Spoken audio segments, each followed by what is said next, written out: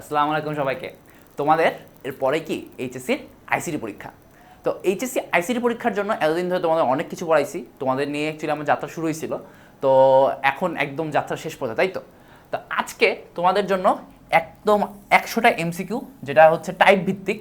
আমি বলতেছি না একদম এই এমসিকিউ কমন পাবা, কিন্তু এই টাইপ থেকে তুমি শিওরলি পাবা। ওকে, সো এইটা করলে তুমি এই টপিকটার আশেপাশে টপিক থেকে অবশ্যই পাবা। সো তোমাদের কিন্তু এই ক্লাসটা একদম 100% কমন না হলো 80 to 90% কমন, অ্যান্ড এর সাথে একটা ভালো প্র্যাকটিস নিজের অ্যাকচুয়ালি চর্চার জন্য এই ক্লাসটা একটা খুবই ভালো সাপ্লিমেন্ট হিসেবে কাজ করে যাচ্ছে। ওকে, অ্যান্ড এর সাথে 20টা এমসিকিউ দেখাবো, অ্যান্ড এমসিকিউ মানে সিকিউর টপিক নিয়ে অ্যাকচুয়ালি 20টা সিকিউ দেখাবো। অ্যান্ড সিকিউর টপিক নিয়ে অ্যাকচুয়ালি আমি খুবই কনফিডেন্ট বলতে তুমি এই টপিকের বাইরে সিকিউ পাবা এবছর সারা দেশ কি একটা কোয়েশ্চেন। অ্যান্ড তুমি দেখবা বাংলায় হয়তো বা প্রথম কঠিন হয়েছে এমসিকিউ, কিন্তু সিকিউ কিন্তু আলটিমেটলি তোমার স্ট্যান্ডার্ডই আছে। অ্যান্ড আমিও এই জন্য বেশ জোর দিয়ে বলতে পারি যে এই সিকিউগুলো তোমার জন্য একদম 100% রেলেভেন্ট হবে। এখান থেকে তুমি অবশ্যই পাবা, কারণ এই টপিকের বাইরে আসলে এত বছর ধরেই সিকিউ অত বেশি আসে না। ওকে, আর সারা দেশে যেহেতু কঠিন হবে, সারা দেশেই কিন্তু প্রশ্ন হবে, তোমার কিন্তু এই বছর আর অত বেশি মানে কঠিন করার খুব একটা সুযোগ নেই সিকিউতে। এমসিকিউ তো কঠিন করতেই পারে, এমসিকিউর জন্য এই 100টা বাইরেও তোমাদের ইনশাল্লাহ পেজে রেগুলার হচ্ছে প্রতিটা অধ্যায় বেসিসে আরও এক্সট্রা কিছু এমসিকিউ যাবে, তোমরা সেগুলো দেখে নিজের প্র্যাকটিস করে নিবা। ওকে, ঠিক আছে, চলো শুরু করা যাক। তো প্রথমে আমরা এমসিকিউ শুরু করতেছি প্রথম অধ্যায় দিয়ে শুরু করতে গেলে কি আছে প্রথমে, যে কম্পিউটার সংশ্লিষ্ট যন্ত্রপাতিকে সঠিকভাবে পরিচালনার জন্য নিচে কোনটি প্রয়োজন। এটা অ্যাকচুয়ালি তোমার সবকটা প্রয়োজন, কিন্তু সঠিকভাবে পরিচালনার জন্য তোমার মানুষের জ্ঞান প্রয়োজন। তুমি মানুষের জ্ঞান বাদে কি সঠিকভাবে পরিচালনা করতে পারবা না। এরপর আছে যে নিচের কোন ল্যাঙ্গুয়েজটি কৃত্রিম বুদ্ধিমত্তায় ব্যবহার করা হয়। এখানে সিএসএস, এসকিউএল, এইচটিএমএল কোনোটাই হচ্ছে তোমার সিএসএস হচ্ছে cascading style sheet, and HTML হচ্ছে তোমার হাইপারটেক্সট মার্কআপ ল্যাঙ্গুয়েজ, এগুলো হচ্ছে তোমার চতুর্থ অধ্যায়ের বিষয়, অ্যান্ড এসকিউএল হচ্ছে তোমার ষষ্ঠ অধ্যায় বা হচ্ছে তোমার কি ডেটাবেস রিলেটেড বিষয়। এই যে লিস্ট প্রসেসিং, লিস্ট মানে কি, লিস্ট মানে হচ্ছে তোমার লিস্ট প্রসেসিং, এইটাই একমাত্র তোমার লিস্ট প্রসেসিং, এটাই একমাত্র তোমার কৃত্রিম বুদ্ধিমত্তায় ব্যবহার করা হয়। ওকে, আচ্ছা, এবার আসি কম্পিউটার সিমুলেশন প্রয়োগের ক্ষেত্র কোনটা। কম্পিউটার সিমুলেশন কি অবশ্যই ভার্চুয়াল রিয়েলিটি হচ্ছে এটার প্রয়োগের ক্ষেত্র। কারণ কি কম্পিউটার সিমুলেশন অ্যাকচুয়ালি মানে তোমার তুমি এক জায়গায় কোথাও নাই, কিন্তু তোমার সেই জায়গার অনুকরণে তোমাকে আশেপাশে একটা কি সিমুলেশনের মাধ্যমে একটা পরিবেশ বানাতে হবে, এটা কি তোমার ভার্চুয়াল রিয়েলিটি। আচ্ছা, আমি অত এক্সপ্লেনেশনে যাচ্ছি না, কারণ তোমাদের একটা এমসিকিউ দ্রুত সলভ করা দরকার এখন, তো আমি এক্সপ্লেন অত বেশি করবো না ইম্পর্টেন্ট বাদে। সো তোমরা দেখতে থাকো, সমস্যা হলে অবশ্যই কমেন্ট করো, যাও সলভ করে দেবো, কোনো প্যারা নেই। এবার আসি কি কৃত্রিম বুদ্ধিমত্তার ক্ষেত্রে বারবার ভুল সিদ্ধান্ত থেকে সঠিক সিদ্ধান্ত নেওয়ার ক্ষমতাকে কি বলা হয়। এটাকে বলা হয় তোমার হচ্ছে রিইনফোর্সমেন্ট লার্নিং। রিইনফোর্সমেন্ট মানে হচ্ছে তোমার ভুলটাকে ঠিক করে দিয়ে আবার হচ্ছে নতুন করে শেখানো। ওকে, এরকম করে কিন্তু মেশিন লার্নিং চলে বা এআই চলে। আচ্ছা, কাজের পরিচালনায় রোবটকে কত ডিগ্রি বন্ধ ঘোরানো যায়। রোবটকে যত ইচ্ছে তত ঘোরানো যায়, মানে কি 360 ডিগ্রি বন্ধ ঘোরানো যায়। এবার আসে জাতীয় পরিচয় পদ্ধতিতে নিচের কোন পদ্ধতি ব্যবহার করা হয়। জাতীয় পরিচয় পদ্ধতিতে তোমার হচ্ছে বায়োমেট্রিক্স পদ্ধতি ব্যবহার করা হয়। এবার আসে জিনোম সিকোয়েন্সিং এর ইলেকট্রনিক ডেটাবেস তৈরির বিষয়টি নিচের কোন পদ্ধতির সাথে যুক্ত। এই যে জিনোম সিকোয়েন্সিং এর ইলেকট্রনিক ডেটাবেস, তার মানে কি biology related database, biology related ICT. এটা হচ্ছে তোমার অলওয়েজ হচ্ছে কি বায়োইনফরমেটিক্স। বায়োইনফরমেটিক্স কি, বায়োইনফরমেটিক্স হচ্ছে আইসিটি ডেটাবেস, এগুলোর সাথে কি বায়োলজি। সো বায়োলজির সাথে এটা ডেটাবেস চলে আসলে সেটা হচ্ছে তোমার কি বায়োইনফরমেটিক্স। কোনটি মলিকুলার মেডিসিন তৈরি, কি মানে কি মলিকুলার মানে কি অনেক ছোট মেডিসিন, এটা হচ্ছে অবশ্যই ন্যানো টেকনোলজি, কারণ কি আমরা জানি না যে ন্যানো মানে কি ছোট, তাই তো। আচ্ছা, এবার আসে যে জৈবিক বৈশিষ্ট্যের নকশা বা বিন্যাসকে কি বলে। জৈবিক বৈশিষ্ট্যের নকশা বা বিন্যাসকে তোমার হচ্ছে একসাথে হচ্ছে জিনোম বলে। ওকে, একসাথে কি বলে, জিনোম বলে। আচ্ছা, এবার আসে কি মিস্টার ফরিদ সাহেব একজন কৃষিবিজ্ঞানী, তিনি তার গবেষণায় উন্নত জাতের ধান উদ্ভাবন করেছেন যা প্রাকৃতিক বিপর্যয়ে নষ্ট হয় না। ওকে, তাহলে কি নতুন একটা জাতের ধান উদ্ভাবন করছে। এটা কি নতুন জাতের কিছু উদ্ভাবন হলে সেটা হচ্ছে তোমার জেনেটিক ইঞ্জিনিয়ারিং। ওকে, আচ্ছা, এবার কি উদ্দীপকের আলোকে মিস্টার ফরিদ সাহেবের লক্ষ্য হলো তোমার ওই যে নতুন জাত কেন উৎপন্ন করা হয়, প্রতিকূল পরিবেশে যাতে তোমার উৎপাদন ভালো থাকে, উৎপাদন পরিমাণ যাতে বাড়ে আর রোগ প্রতিরোধ ক্ষমতা যাতে বাড়ে। তাহলে এখানে আনসার কি তিনটাই, রাইট। আচ্ছা, এবার আসি জনাব লাবিব মসৃণ ত্বকের জন্য অ্যান্টি এজিং ক্রিম তৈরিতে এক ধরনের প্রযুক্তি ব্যবহার করলেন, তার অফিসে প্রবেশ করতে হাতের ছাপ লাগে। তার মানে কি এই যে অ্যান্টি এজিং ক্রিম, এটা তোমাদেরকে বলে রাখি, অ্যান্টি এজিং ক্রিম, এই ক্রিম তৈরি প্রযুক্তিটা হচ্ছে তোমার হচ্ছে nano technology. Okay, anti ageing cream কি, nano technology. Anti ageing cream দেখলেই তুমি কি দেখাবা, ন্যানো টেকনোলজি। এবার কি তোমার তার অফিসে প্রবেশ করতে হাতের ছাপ লাগে, তার মানে এটা কি, এটা হচ্ছে বায়োমেট্রিক্স। অ্যান্ড হচ্ছে শারীরবৃত্তীয় বৈশিষ্ট্য, বায়োমেট্রিক্সের শারীরবৃত্তীয় বৈশিষ্ট্য কি, ডিএনএ আর হচ্ছে ফিঙ্গারপ্রিন্ট। তার মানে আনসার কি, আনসার হচ্ছে 2 ও 3। স্বাক্ষর না, কারণ স্বাক্ষর হচ্ছে আচরণগত বৈশিষ্ট্য, রাইট। আচ্ছা, এবার আসি যে খাদ্যজাত দ্রব্যের মান সঠিক রাখার জন্য প্যাকেটের ভিতর প্রলেপ দেওয়া করার পদ্ধতিকে কি বলে। এই যে প্যাকেটের ভিতর প্রলেপ, এটাও আসলে কি তোমার হচ্ছে ন্যানো টেকনোলজি। চিপসের প্যাকেটে কি ব্যবহার হয়? Nano technology. ওকে, ন্যানো টেকনোলজির এই পয়েন্টগুলো ভালো মতো মনে রাখবা, ঠিক আছে? আচ্ছা, এবার আসি অনুমতি ব্যতীত কোনো কম্পিউটার নেটওয়ার্কে প্রবেশ করে কম্পিউটার ব্যবহার করাকে কি বলে? অনুমতি ব্যতীত কোনো কম্পিউটারকে তুমি প্রবেশ করলো, তারপর সেটাকে ব্যবহার করা, এটাকে বলে তোমার হচ্ছে হ্যাকিং। আর কারো অনুমতি ব্যতীত তার লেখা বা তার সৃজনশীল কর্মকে ইউজ করাকে বলে তোমার হচ্ছে প্লেজারিজম। ওকে, আচ্ছা, এবার আসি যে বিশ্বকাম প্রতিষ্ঠার প্রয়োজনীয় উপাদান হলো, বিশ্বকাম প্রতিষ্ঠার প্রয়োজনীয় উপাদান হচ্ছে কানেক্টিভিটি, ডেটা সক্ষমতা, তিনটাই। তার আনসার কি? তিনটাই, রাইট? আচ্ছা, এরপরে আসি, এই যে আমাদের প্রথম অধ্যায় শেষ, এবার আসি দ্বিতীয় অধ্যায়। দ্বিতীয় অধ্যায় কি আছে? যে নিচের কোনটিতে ডেটা ট্রান্সমিশন ডিলে সর্বনিম্ন হয়? তোমার কি যখন তুমি ডেটা ট্রান্সমিশন মেথডে কি তোমার হচ্ছে বেসিক্যালি প্যারালাল ট্রান্সমিশন ছিল আর হচ্ছে সিরিয়াল ট্রান্সমিশন ছিল। সিরিয়াল ট্রান্সমিশনের ভিতরে কি আবার হচ্ছে অ্যাসিনক্রোনাস, আইসোক্রোনাস আর হচ্ছে সিনক্রোনাস ছিল। এর ভিতর আইসোক্রোনাস হচ্ছে তোমার কি ডেটা ট্রান্সমিশন ডিলে সর্বনিম্ন হয়। ওকে, আচ্ছা, এবার আসি যে ডেটার মধ্যে কোনো ভুল আছে কিনা তা নির্ণয় সহায়তা করে, ডেটার ভিতরে কোনো ভুল আছে কিনা তা নির্ণয় সহায়তা করে তোমার স্টপ বিট। ওকে, আচ্ছা, এবার আসি টেলিভিশনের রিমোট কন্ট্রোল ব্যবহৃত হয়। টেলিভিশনের রিমোট কন্ট্রোলে তোমার হচ্ছে ইনফ্রারেড রশ্মি ব্যবহৃত হয়। কোন রশ্মি ব্যবহৃত হয়? ইনফ্রারেড রশ্মি। আচ্ছা, এবার আসি যে 5 কিলোবাইট ডেটা আদান প্রদানের অ্যাসিনক্রোনাস ট্রান্সমিশনের দক্ষতা কত? এখন এখানে একটা ম্যাথ আছে, এই ম্যাথটা আমি বিভিন্ন জায়গায় করাইছি, এর আগে যতবার এই পড়াইছি সব জায়গায় করাইছি। তোমরা যদি আমার প্লেলিস্টে যাও তাহলে দেখতে পাবা এই ম্যাথ আমি দ্বিতীয় অধ্যায়ের মেইন ক্লাসে করাই রাখছি। কিন্তু এটা আসলে কোনো ম্যাথ না। অ্যাসিনক্রোনাস ট্রান্সমিশনের দক্ষতা দেখলেই তোমার কোনো ম্যাথ করা লাগবে না, এটা তুমি একদম মুখস্থ করে রাখো। এটা আনসারটা হবে কত? এটা আনসারটা হবে তোমার হচ্ছে 72.73% বা 72.72%, একদম 72.73। ওকে স্যার, এটা তোমার আনসার, তুমি মুখস্থ করে রাখো। এটা অ্যাকচুয়ালি মানে তুমি যতবারই করো তোমার এখানে ডাটার যে চেঞ্জই করুক, তোমার অ্যাসিনক্রোনাসে অলওয়েজ কি তোমার হচ্ছে এই দক্ষতায় থাকে। কারণ কি অলওয়েজ অ্যাসিনক্রোনাসে কি 3টা বিট এক্সট্রা যায়। কয়টা বিট এক্সট্রা যায়? 3টা বিট এক্সট্রা যায়। এই কারণে কি প্রতি 8 বিট বা প্রতি 1 বাইট ডাটার সাথে তোমার 3 বিট এক্সট্রা যায়। এর জন্য তোমার কি তোমার সবসময় দক্ষতা থাকে ওইটা। সো এটাকে তুমি মুখস্থ করে রাখো যে 72.73%। এটা তোমার পরীক্ষা হলে ম্যাথ করে টাইম নষ্ট করার দরকার নেই। আচ্ছা, এবার আসি যে কোন প্রজন্মের মোবাইলে সর্বপ্রথম এমএমএস সার্ভিস চালু হয়? এটা তোমার অ্যাকচুয়ালি দ্বিতীয় প্রজন্মে বা সেকেন্ড জেনারেশন থেকে, ঠিক আছে, 2G। আচ্ছা, এবার আসি একই ভবনে বিভিন্ন কক্ষে রক্ষিত কম্পিউটারের মধ্যে নেটওয়ার্ক ব্যবস্থাকে কি বলে? এটাকে বলে একই ভবন। একই ভবন হলে তোমার হচ্ছে ল্যান, একই রুম হলে প্যান, একই শহর হলে ম্যান, একই আর ওয়ান মানে হচ্ছে তোমার অনেক বড় একটা জায়গা, ঠিক আছে, একই দেশ বা ওরকম বোঝানো হয়। আচ্ছা, কোন ডিভাইসের সাহায্যে প্রেরক কম্পিউটার থেকে সিগন্যাল নির্দিষ্ট প্রাপক কম্পিউটার পর্যন্ত, এই যে কি তুমি এটা নির্দিষ্ট একটা কম্পিউটার প্রেরক করবা, তাই তো, নির্দিষ্ট একটাতেই, তার মানে সেটা কি? সেটা হবে হচ্ছে তোমার সুইচ। কারণ সুইচ কি? সুইচ হচ্ছে বুদ্ধিমান ডিভাইস, বুদ্ধিমান, তাই না? আর হাব কি? হাব হচ্ছে বোকা। হাব কি? সবার কাছে পাঠায় দেয় ডাটা, তাই তো, এটা মনে রাখবা। আচ্ছা, এবার আসি অ্যাসিনক্রোনাস ট্রান্সমিশনের সুবিধা হলো, অ্যাসিনক্রোনাস ট্রান্সমিশনের সুবিধা হচ্ছে যে একমাত্র সুবিধা হচ্ছে কোনো প্রাইমারি ডিভাইসের প্রয়োজন হয় না, সিনক্রোনাসে প্রাইমারি স্টোরেজ ডিভাইসের প্রয়োজন হয়। আর সেই কারণে কি একটা ওই সিনক্রোনাসে কি বেশি দ্রুত ডাটা যাওয়া গেলেও কিন্তু তোমার টাকাটা খরচ বেশি হচ্ছে, এর জন্য কি তোমার সমস্যা। এই কারণে তোমার অ্যাসিনক্রোনাসের একমাত্র সুবিধা হচ্ছে প্রাইমারি ডিভাইসের কোনো প্রয়োজন হয় না। ওকে, আচ্ছা, এবার আসি যে হাফ ডুপ্লেক্স মোডের উদাহরণ। হাফ ডুপ্লেক্স মোডের উদাহরণ হচ্ছে রেডিও, এসএমএস, ফ্যাক্স। এবার আমি বলি কোনটা? রেডিও কি শুধু তুমি সাথে কি রেডিও থেকে শুনতে পারো, রেডিওকে তুমি কখনো কথা বলতে পারবা না। তো কি হাফ ডুপ্লেক্স মোড মানে মাঝে মাঝে তুমি শুনবা, মাঝে মাঝে তুমি কি কথা বলবা। তাই কি এখানে তুমি এসএমএস হতে পারে, এসএমএস এক সময় তোমাকে পাঠাবে, এক সময় তুমি পাঠাবা। আবার ফ্যাক্সও কি তোমার অনেক সময় তুমি পাঠাবা, অনেক সময় তুমি কি রিসিভ করবা। তার মানে কি কিন্তু একসাথে দুইটা হবে না। তবে এখানে তোমার আনসারটা হবে খ বা 2 ও 3, রাইট? আচ্ছা, এবার আসি নিচের কোনটি নন মেটালিক কেবল? নন মেটালিক কেবল হচ্ছে তোমার ফাইবার অপটিক্যাল কেবল। ফাইবার অপটিক্যাল কেবলের ভিতরে কোনো মেটাল পার্ট নাই। ফাইবার অপটিক্যাল কেবল তোমার হচ্ছে তোমার ওই যে অপটিক্যাল ফাইবারের বা ওইটা হচ্ছে প্লাস্টিকের ন্যায় এরকম একটা নরম তন্তু বা তোমার হচ্ছে দৃঢ় তন্তু। আর হচ্ছে তোমার twisted pair cable, coaxial cable, telephone cable, এগুলো প্রত্যেকটাই কি তোমার মেটাল আছে, ঠিক আছে? আচ্ছা, এবার আসি সাশ্রয়ীভাবে পাহাড়ি এলাকায় কার্যকরী নেটওয়ার্ক স্থাপনের জন্য কোন মাধ্যমটি সুবিধাজনক? তোমার এরকম পাহাড়ি এলাকায় তোমার নেটওয়ার্ক স্থাপন করতে গেলে তোমার যদি ওয়্যারলেস হয় অবশ্যই তোমার কি লাগবে? ওয়াইম্যাক্স বা মাইক্রোওয়েভ লাগবে। কি লাগবে? মাইক্রোওয়েভ। আর ওয়াইম্যাক্স কি? ওয়াইম্যাক্স হচ্ছে মাইক্রোওয়েভ প্রযুক্তির। ওকে, এই কারণে তোমার ওয়াইম্যাক্স। আচ্ছা, এবার আসি ভিন্ন প্রোটোকল বিশিষ্ট নেটওয়ার্কের মধ্যে সংযোগ স্থাপনের ডিভাইস কোনটি? ভিন্ন প্রোটোকল যদি হয় সেই নেটওয়ার্ককে যুক্ত করতে গেলে তোমার লাগে হচ্ছে তোমার গেটওয়ে, ঠিক আছে? গেটওয়ে কি? ভিন্ন প্রোটোকলের। আর রাউটার হচ্ছে একই প্রোটোকল হলে সেটাকে যুক্ত করতে তোমার কি লাগে? সেটাকে যুক্ত করতে তোমার লাগে হচ্ছে রাউটার। আচ্ছা, এবার আসি মেশ টপোলজিতে 45 দিয়ে সর্বোচ্চ কতটা নোডকে যুক্ত করা যায়? এই ম্যাথটা এত বেশি ইম্পর্টেন্ট, তোমার এটা ধরে রাখতে পারো যেটা আসবেই, এটা প্রতিবারই আসেই, এটা আসার মতোই একটা ম্যাথ। কারণ এত বেশি ম্যাথ আসলে আইসিটিতে হয় না, সো এরকম একটা ম্যাথ আসলে মিস দেওয়ার কোনো কারণ নেই। এরকম মেশ টপোলজিতে তোমার হচ্ছে যদি এনটা কম্পিউটার তুমি যুক্ত করতে চাও, তুমি কয়টা তার লাগবে এইটা তোমার বের করার সূত্র হচ্ছে কয়টা তার লাগবে এটা বের করার সূত্র হচ্ছে n × n-1/2, ঠিক আছে? এই সূত্র তুমি এখানে মনে রাখো। এখন তুমি দেখবা তোমার এখানে তার লাগছে, তোমার এখানে বলে দিয়েছে যে 45টা তার লাগছে, তার মানে তোমার এখানে কি সমানের এই পাশে আছে 45। আচ্ছা, আর এই পাশে কি আছে? n × n-1। আচ্ছা, তাহলে ইংরেজিতে দেখি 45টাকে। আচ্ছা 45, আচ্ছা n into n minus one, এই দুইটা এই পাশে গুণ হয়ে গেলে তোমার হচ্ছে হয়ে যাবে কত 90। এখন আমি তোমাকে বলি তুমি কি করবা, তোমার এখানে আর ক্যালকুলেটর করা লাগবে না, তুমি এখানে অপশন টেস্ট করবা। তুমি এই 8 বসায় দেখবা 8, এই n এর মান 8, তাহলে n আর 8 থেকে 1 কম, তাহলে 7, 7টা কি 56, তাহলে হচ্ছে না। আচ্ছা তাহলে কি 9, 9 থেকে 1 কম 8, 8 9 কত 72, হচ্ছে না।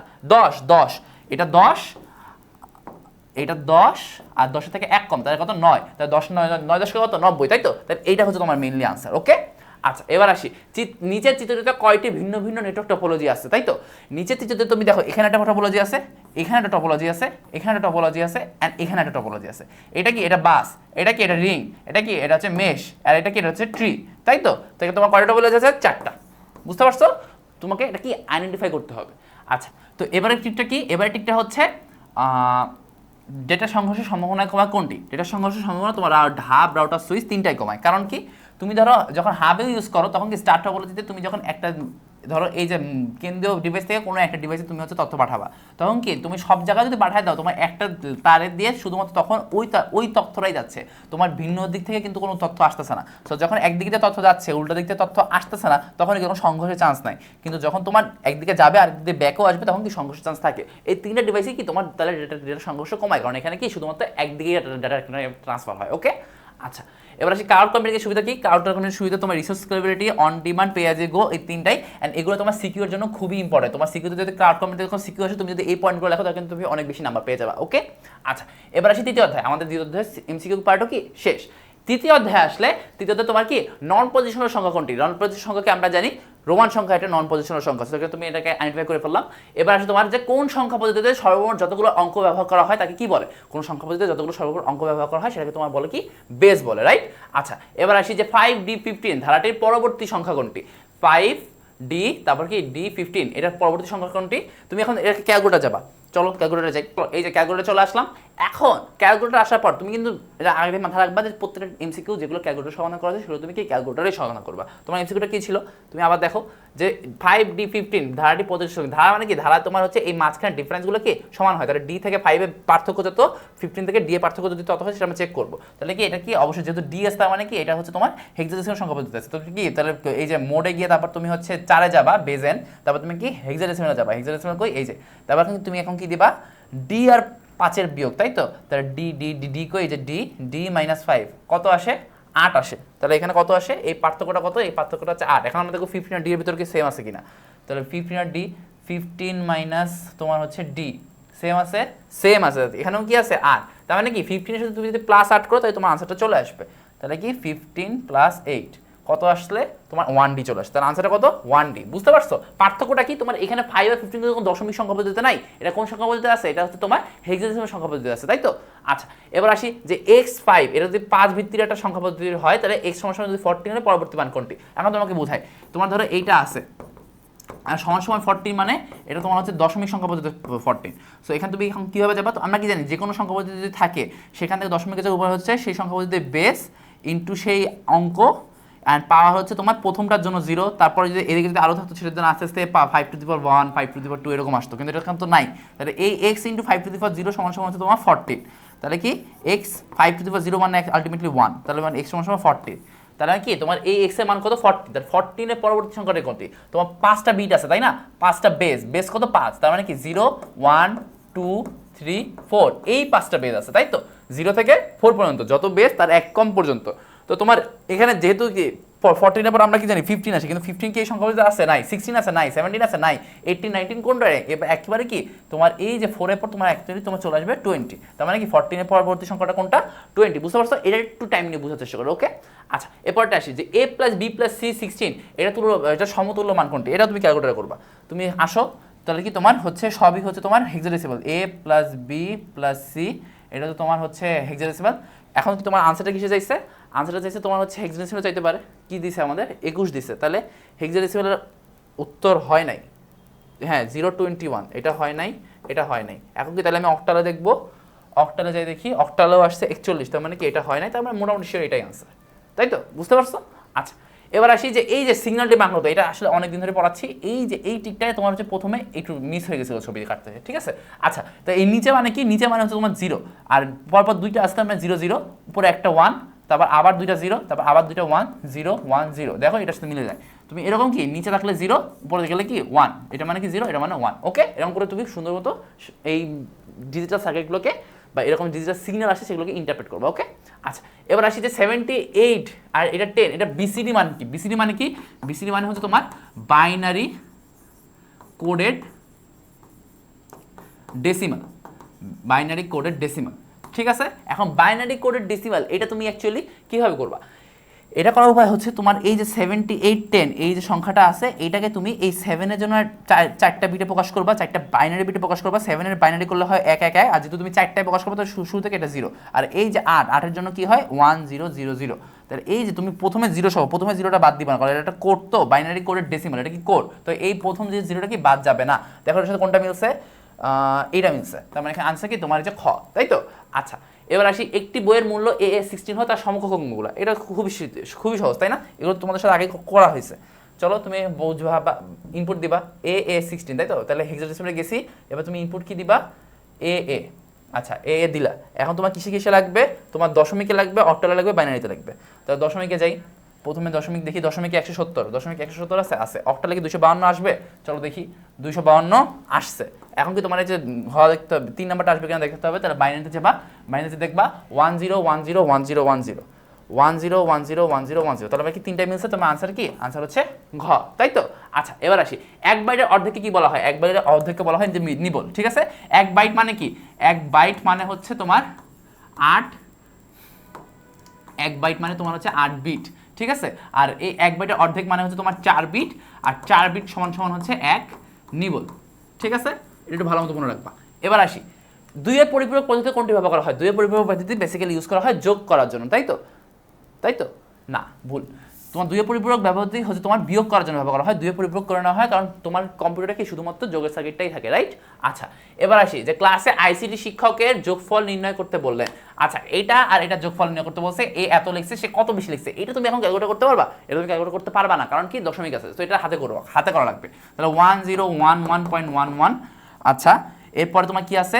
1101.10, এটা তোমার কি এখন যোগফল করা লাগবে। তাহলে কি এখানে আসে 1, এখানে 1 1, তার মানে কি 10, 10-এর 0 হাতে 1, তাহলে 3টা 1 যোগ করলে 11, 11-এর 1 হাতে 1, তাহলে এখানে একটা 1, দুইটা 1 যোগ করলে হচ্ছে তোমার 10, 10-এর 0 হাতে 1, দুইটা 1 যোগ করলে 10 হাতে 0 হাতে লিখলাম 0 হাতে 1, এখানে 3টা 1 যোগ করে তোমার 1 1, আর দশমিক হচ্ছে এখানে। তো তোমার এখানে আনসার আসছে কি 11001.01। তোমার এখানে লিখছে কোনটা? এইটা, তার মানে কি দুইটা পার্থক্য বের করা লাগবে, তাই তো?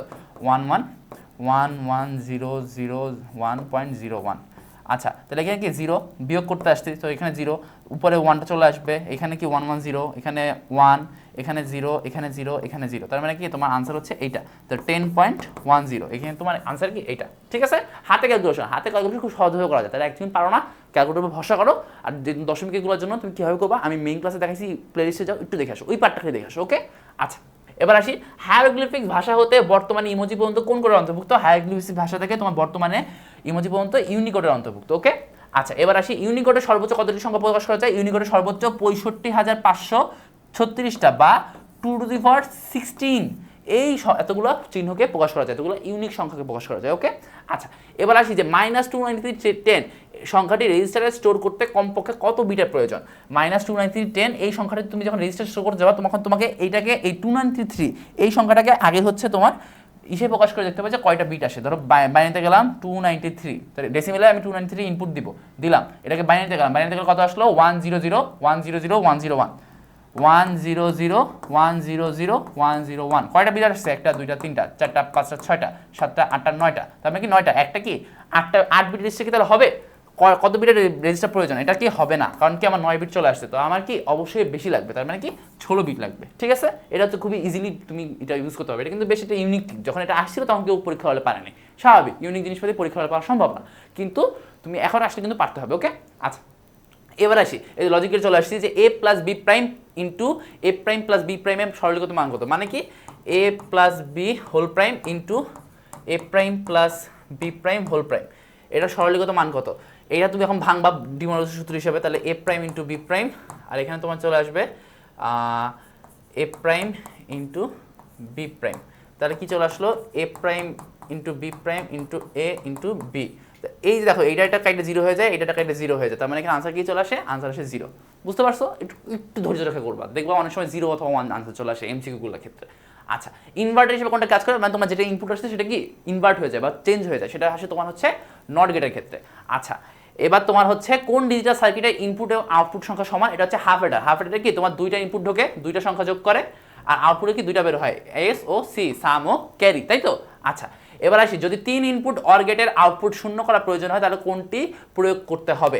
যদি 3 ইনপুট অর গেটের আউটপুট শূন্য করা প্রয়োজন হয় তাহলে কোনটি করতে হবে? তুমি একটা কথা বুঝো, অর গেটের ক্ষেত্রে যে কোনো একটা যদি তোমার 1 আসে তাহলে কিন্তু তোমার আনসার কিন্তু 1, তাহলে মানে কি তোমার সকল ইনপুটকে শূন্য করতে হবে তোমার কি আউটপুট শূন্য পাওয়ার জন্য, ঠিক আছে? আচ্ছা, এবার আসি যে উদ্দীপকে কোন গেটটির আউটপুট দেওয়া আছে। এখন তুমি বুঝো, যখন এই যে আমি বলি এই যে 1 আছে না, আউটপুট তুমি এঁকে দেবা, 1 দেখে তবে তুমি হচ্ছে ফাংশনটা লিখে ফেলবা, তাহলে কি 1 আসে, তাহলে 1 এর জন্য তোমার হচ্ছে এ প্রাইম, কারণ এ হচ্ছে 0 আছে, আর হচ্ছে বি, আবার এই 1 এর জন্য তোমার হচ্ছে এ প্লাস প্লাস হচ্ছে এ বি প্রাইম। কীভাবে একটা শর্ত সারণী থেকে ফাংশন নির্ণয় করতে হয় এটাও মিন ক্লাসে দেখাইছি, দেখে আসবা। তো এটা কিসের? এটা কোন গেটের ফাংশন? এটা হচ্ছে তোমার এক্সা গেটের ফাংশন না? সো এরকমই। আবার অন্যভাবে মনে রাখতে পারো, যখন দুইটা ইনপুট আলাদা হয় তখন 1 আসে এক্সা গেটে, আর যখন দুইটা ইনপুটই এক হয়, যখন দুইটা ইনপুট সেম হয় তখন 1 আসে তোমার হচ্ছে বুঝো, দাঁড়াও, হ্যাঁ, যখন তোমার দুইটা ইনপুট সেম তখন 1 আসে তোমার হচ্ছে এক্স নর গেটে, ঠিক আছে? যখন দুইটা ইনপুট আলাদা তখন তোমার 1 আসে এক্স জরে, যখন দুইটা ইনপুট সেম তখন 1 আসে কি তোমার এক্স নরে। আচ্ছা, এবার আসি, নিচে সার্কিটটির ক্ষেত্রে কখন আলো জ্বলবে না, এরকম পরিবর্তন আসলে খুব সাবধানে একটু টাইম নিয়ে দেখবা। দেখো কখন আলো জ্বলবে না, তার মানে কি এখন অলরেডি খোলা আছে, এখন কি আলো জ্বলতেছে না, তার মানে কি এই যে এই টাইমে আলো জ্বলবে না। যখন দুইটাই 0 0 তখন কি আলো জ্বলবে না, 0 মানে হচ্ছে কি তোমার বর্তমানটা অফ আছে বা খোলা আছে, ওকে? আচ্ছা, এবার আসি, নিচের উদ্দীপকটি পড়ো এবং পরবর্তী দুটি প্রশ্নের উত্তর দাও। ওয়াই এর সরলীকৃত মান কত? ওয়াই এর সরলীকৃত মান চাইছে, ওয়াই এর মান কি? এই দেখো এ ঢুকলো, এ নট, আবার কি এ নট প্লাস বি, এটা ঢুকলো, এখানে আসলো কি a not plus B not. আচ্ছা, আর এখানে কি এন্ড হলো, তাহলে কি a not plus b into a not plus B not.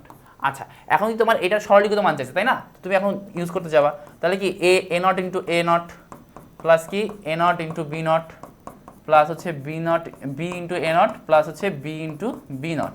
এখন দেখো ওয়েট, হ্যাঁ, এখানে চলে আসবে তোমার একটা এ নট, এখানে তোমার চলে আসবে হচ্ছে এটা পুরো কাটা, কজ এটা চলে আসবে 0, এখানে তোমার হচ্ছে এ নট কমন চলে আসতেছে, তাহলে কি বি প্লাস বি নট।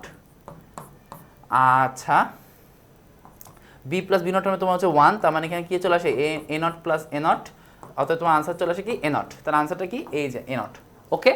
আচ্ছা, এখন বলছে যে যদি ওই বর্তনীতে অ্যান্ড গেটের পরিবর্তে লাস্টে যে আমরা এই যে গুণ করলাম, গুণ করার পরিবর্তে যদি আমরা যোগ করতাম তাহলে কি হইতো, বা অর গেট বসানোর কি হতো, তাহলে এটা বসাই চলো, এ নট প্লাস বি, তাহলে কি a not plus b plus এইটা প্লাস অর যেহেতু, তাহলে কি হবে প্লাস হবে এ নট প্লাস বি নট, তাহলে কি a not plus B not.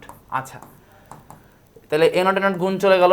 আচ্ছা, যোগ, এখন তো যোগ, তাই না? তাহলে a not plus b plus a not plus B not, এইটা মিলে তোমার আসবে কত 1, তার মানে কি এ নট প্লাস 1, আর যখনই অরে 1 চলে আসে তখন আনসারটা কি হয়ে যায় 1 হয়ে যায়। যখনই কোনো অর অপারেশনে তোমার 1 চলে আসবে তখন আনসারটা কি অটোমেটিক্যালি 1, রাইট?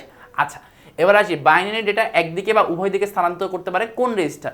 বাইনারি ডেটা একদিকে বা উভয় দিকে স্থানান্তর করতে পারে শিফট রেজিস্টার, ঠিক আছে? এই জন্য স্থানান্তর করতে পারে, এই জন্য কি ইংরেজিতে শিফট বলা হয়, ওকে? আচ্ছা, এবার কি নিচের কোন বর্তনী গণনা কাজ করে? গণনা কাজ করে তোমার হচ্ছে কাউন্টার। আর অ্যাডার কিসে কাজ করে? অ্যাডার হচ্ছে যোগের কাজ করে।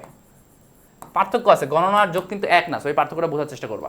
এবার আসি, তথ্য ও উপাত্ত সংরক্ষণের সাথে কোনটি জড়িত? তথ্য উপাত্ত সংরক্ষণ, ফ্লিপ ফ্লপ সংরক্ষণ করে, রেজিস্টার সংরক্ষণ করে, অ্যাডার কি যোগ করে, তার মানে সংরক্ষণের সাথে জড়িত 2 and 3, ঠিক আছে? আচ্ছা, তাহলে আমরা 3 অধ্যায় শেষ, এবার আমরা 14 অধ্যায়ে আসলাম। 14 অধ্যায়ে প্রথমে আসে যে নিচে কোনটা সার্চ ইঞ্জিন হচ্ছে পিপিলিকা, ওকে? আচ্ছা, এবার আসি ওয়েবসাইটের একক ঠিকানা কোনটি? ওয়েবসাইটের একক ঠিকানা হচ্ছে তোমার হচ্ছে ইউআরএল, ঠিক আছে? ওই ইউআরএলটা কি ওয়েবসাইটের একদম একক ঠিকানা তোমার নিয়ে যায়, আইপি অ্যাড্রেসও তোমার নিয়ে যায়। এরকম কোশ্চেনে তুমি ইউআরএল আনসার দিও। ওয়েবসাইট চাইলে, কোনো ডিভাইসের একক ঠিকানা চাইলে তুমি আইপি অ্যাড্রেস দিতে, কোনো সমস্যা নেই, ওকে? আচ্ছা, এবার আসি যে কোনো ওয়েবসাইট কাঠামোতে যে কোনো পেজ থেকে সরাসরি হোম পেজে যাওয়া যায়, তার মানে কি যে সব পেজের সাথে লিঙ্ক থাকে, এটা হয় তোমার হচ্ছে নেটওয়ার্ক ওয়েবসাইট কাঠামোতে। এবার আসি স্ট্যাটিক ওয়েবসাইটের বৈশিষ্ট্য কি? স্ট্যাটিক ওয়েবসাইটের বৈশিষ্ট্য হচ্ছে তোমার হচ্ছে ব্রাউজারে কি দ্রুত লোড হয়, এটা কন্টেন্ট অনির্দিষ্ট থাকে না, নির্দিষ্ট থাকে। তারপর হচ্ছে ডেটাবেসও কি ব্যবহার করা যায় না, ডেটাবেস ব্যবহার করা ডাইনামিক ওয়েবসাইটে, ইনপুট দেওয়ার ব্যবস্থা থাকেও কি ডাইনামিক ওয়েবসাইটে, তার মানে কি একমাত্র সুবিধা সেটা হচ্ছে ব্রাউজারে দ্রুত লোড হয়, ওকে? আচ্ছা, এবার আসি ডিএনএস এর পূর্ণরূপ কি? ডিএনএস এর পূর্ণরূপ হচ্ছে ডোমেইন নেম সিস্টেম।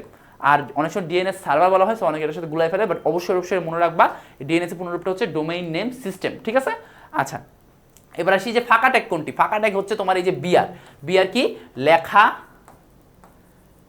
এক লাইন নিচে নামিয়ে দেয়। কি নিয়ে করে দেয়? লেখা এক লাইন নিচে নামায়, লেখা এক লাইন নিচে নামায়। আচ্ছা, এবার আসি HTML final extension. HTML final এক্সটেনশনটা কি? HTML ফাইনাল এক্সটেনশন হচ্ছে .html। আচ্ছা, লিঙ্ক ট্যাগ কোনটা? লিঙ্ক ট্যাগ হচ্ছে এই যে অ্যাঙ্কর ট্যাগ। এলাই কিন্তু লিস্ট ট্যাগ, সো ওটা মনে রাখবা যে অ্যাঙ্কর ট্যাগ বা এটা হচ্ছে লিঙ্কের ট্যাগ। আচ্ছা, নতুন ট্যাবে ওয়েব পেজ খুলতে কোন অ্যাট্রিবিউট কোনটি? এটা মনে রাখবা যে নতুন ট্যাবে ওয়েব পেজ খুলতে তোমার অ্যাট্রিবিউটটা হচ্ছে টার্গেট, আর অ্যাট্রিবিউট ভ্যালুটা হচ্ছে তোমার ব্ল্যাঙ্ক। এটা কি? ভ্যালু। এটা কিভাবে লিখতে হয় আমি লিখে দেখাচ্ছি, যে টার্গেট সমান সমান ব্ল্যাঙ্ক, এরকম করে তোমার লিখতে হয়, ঠিক আছে?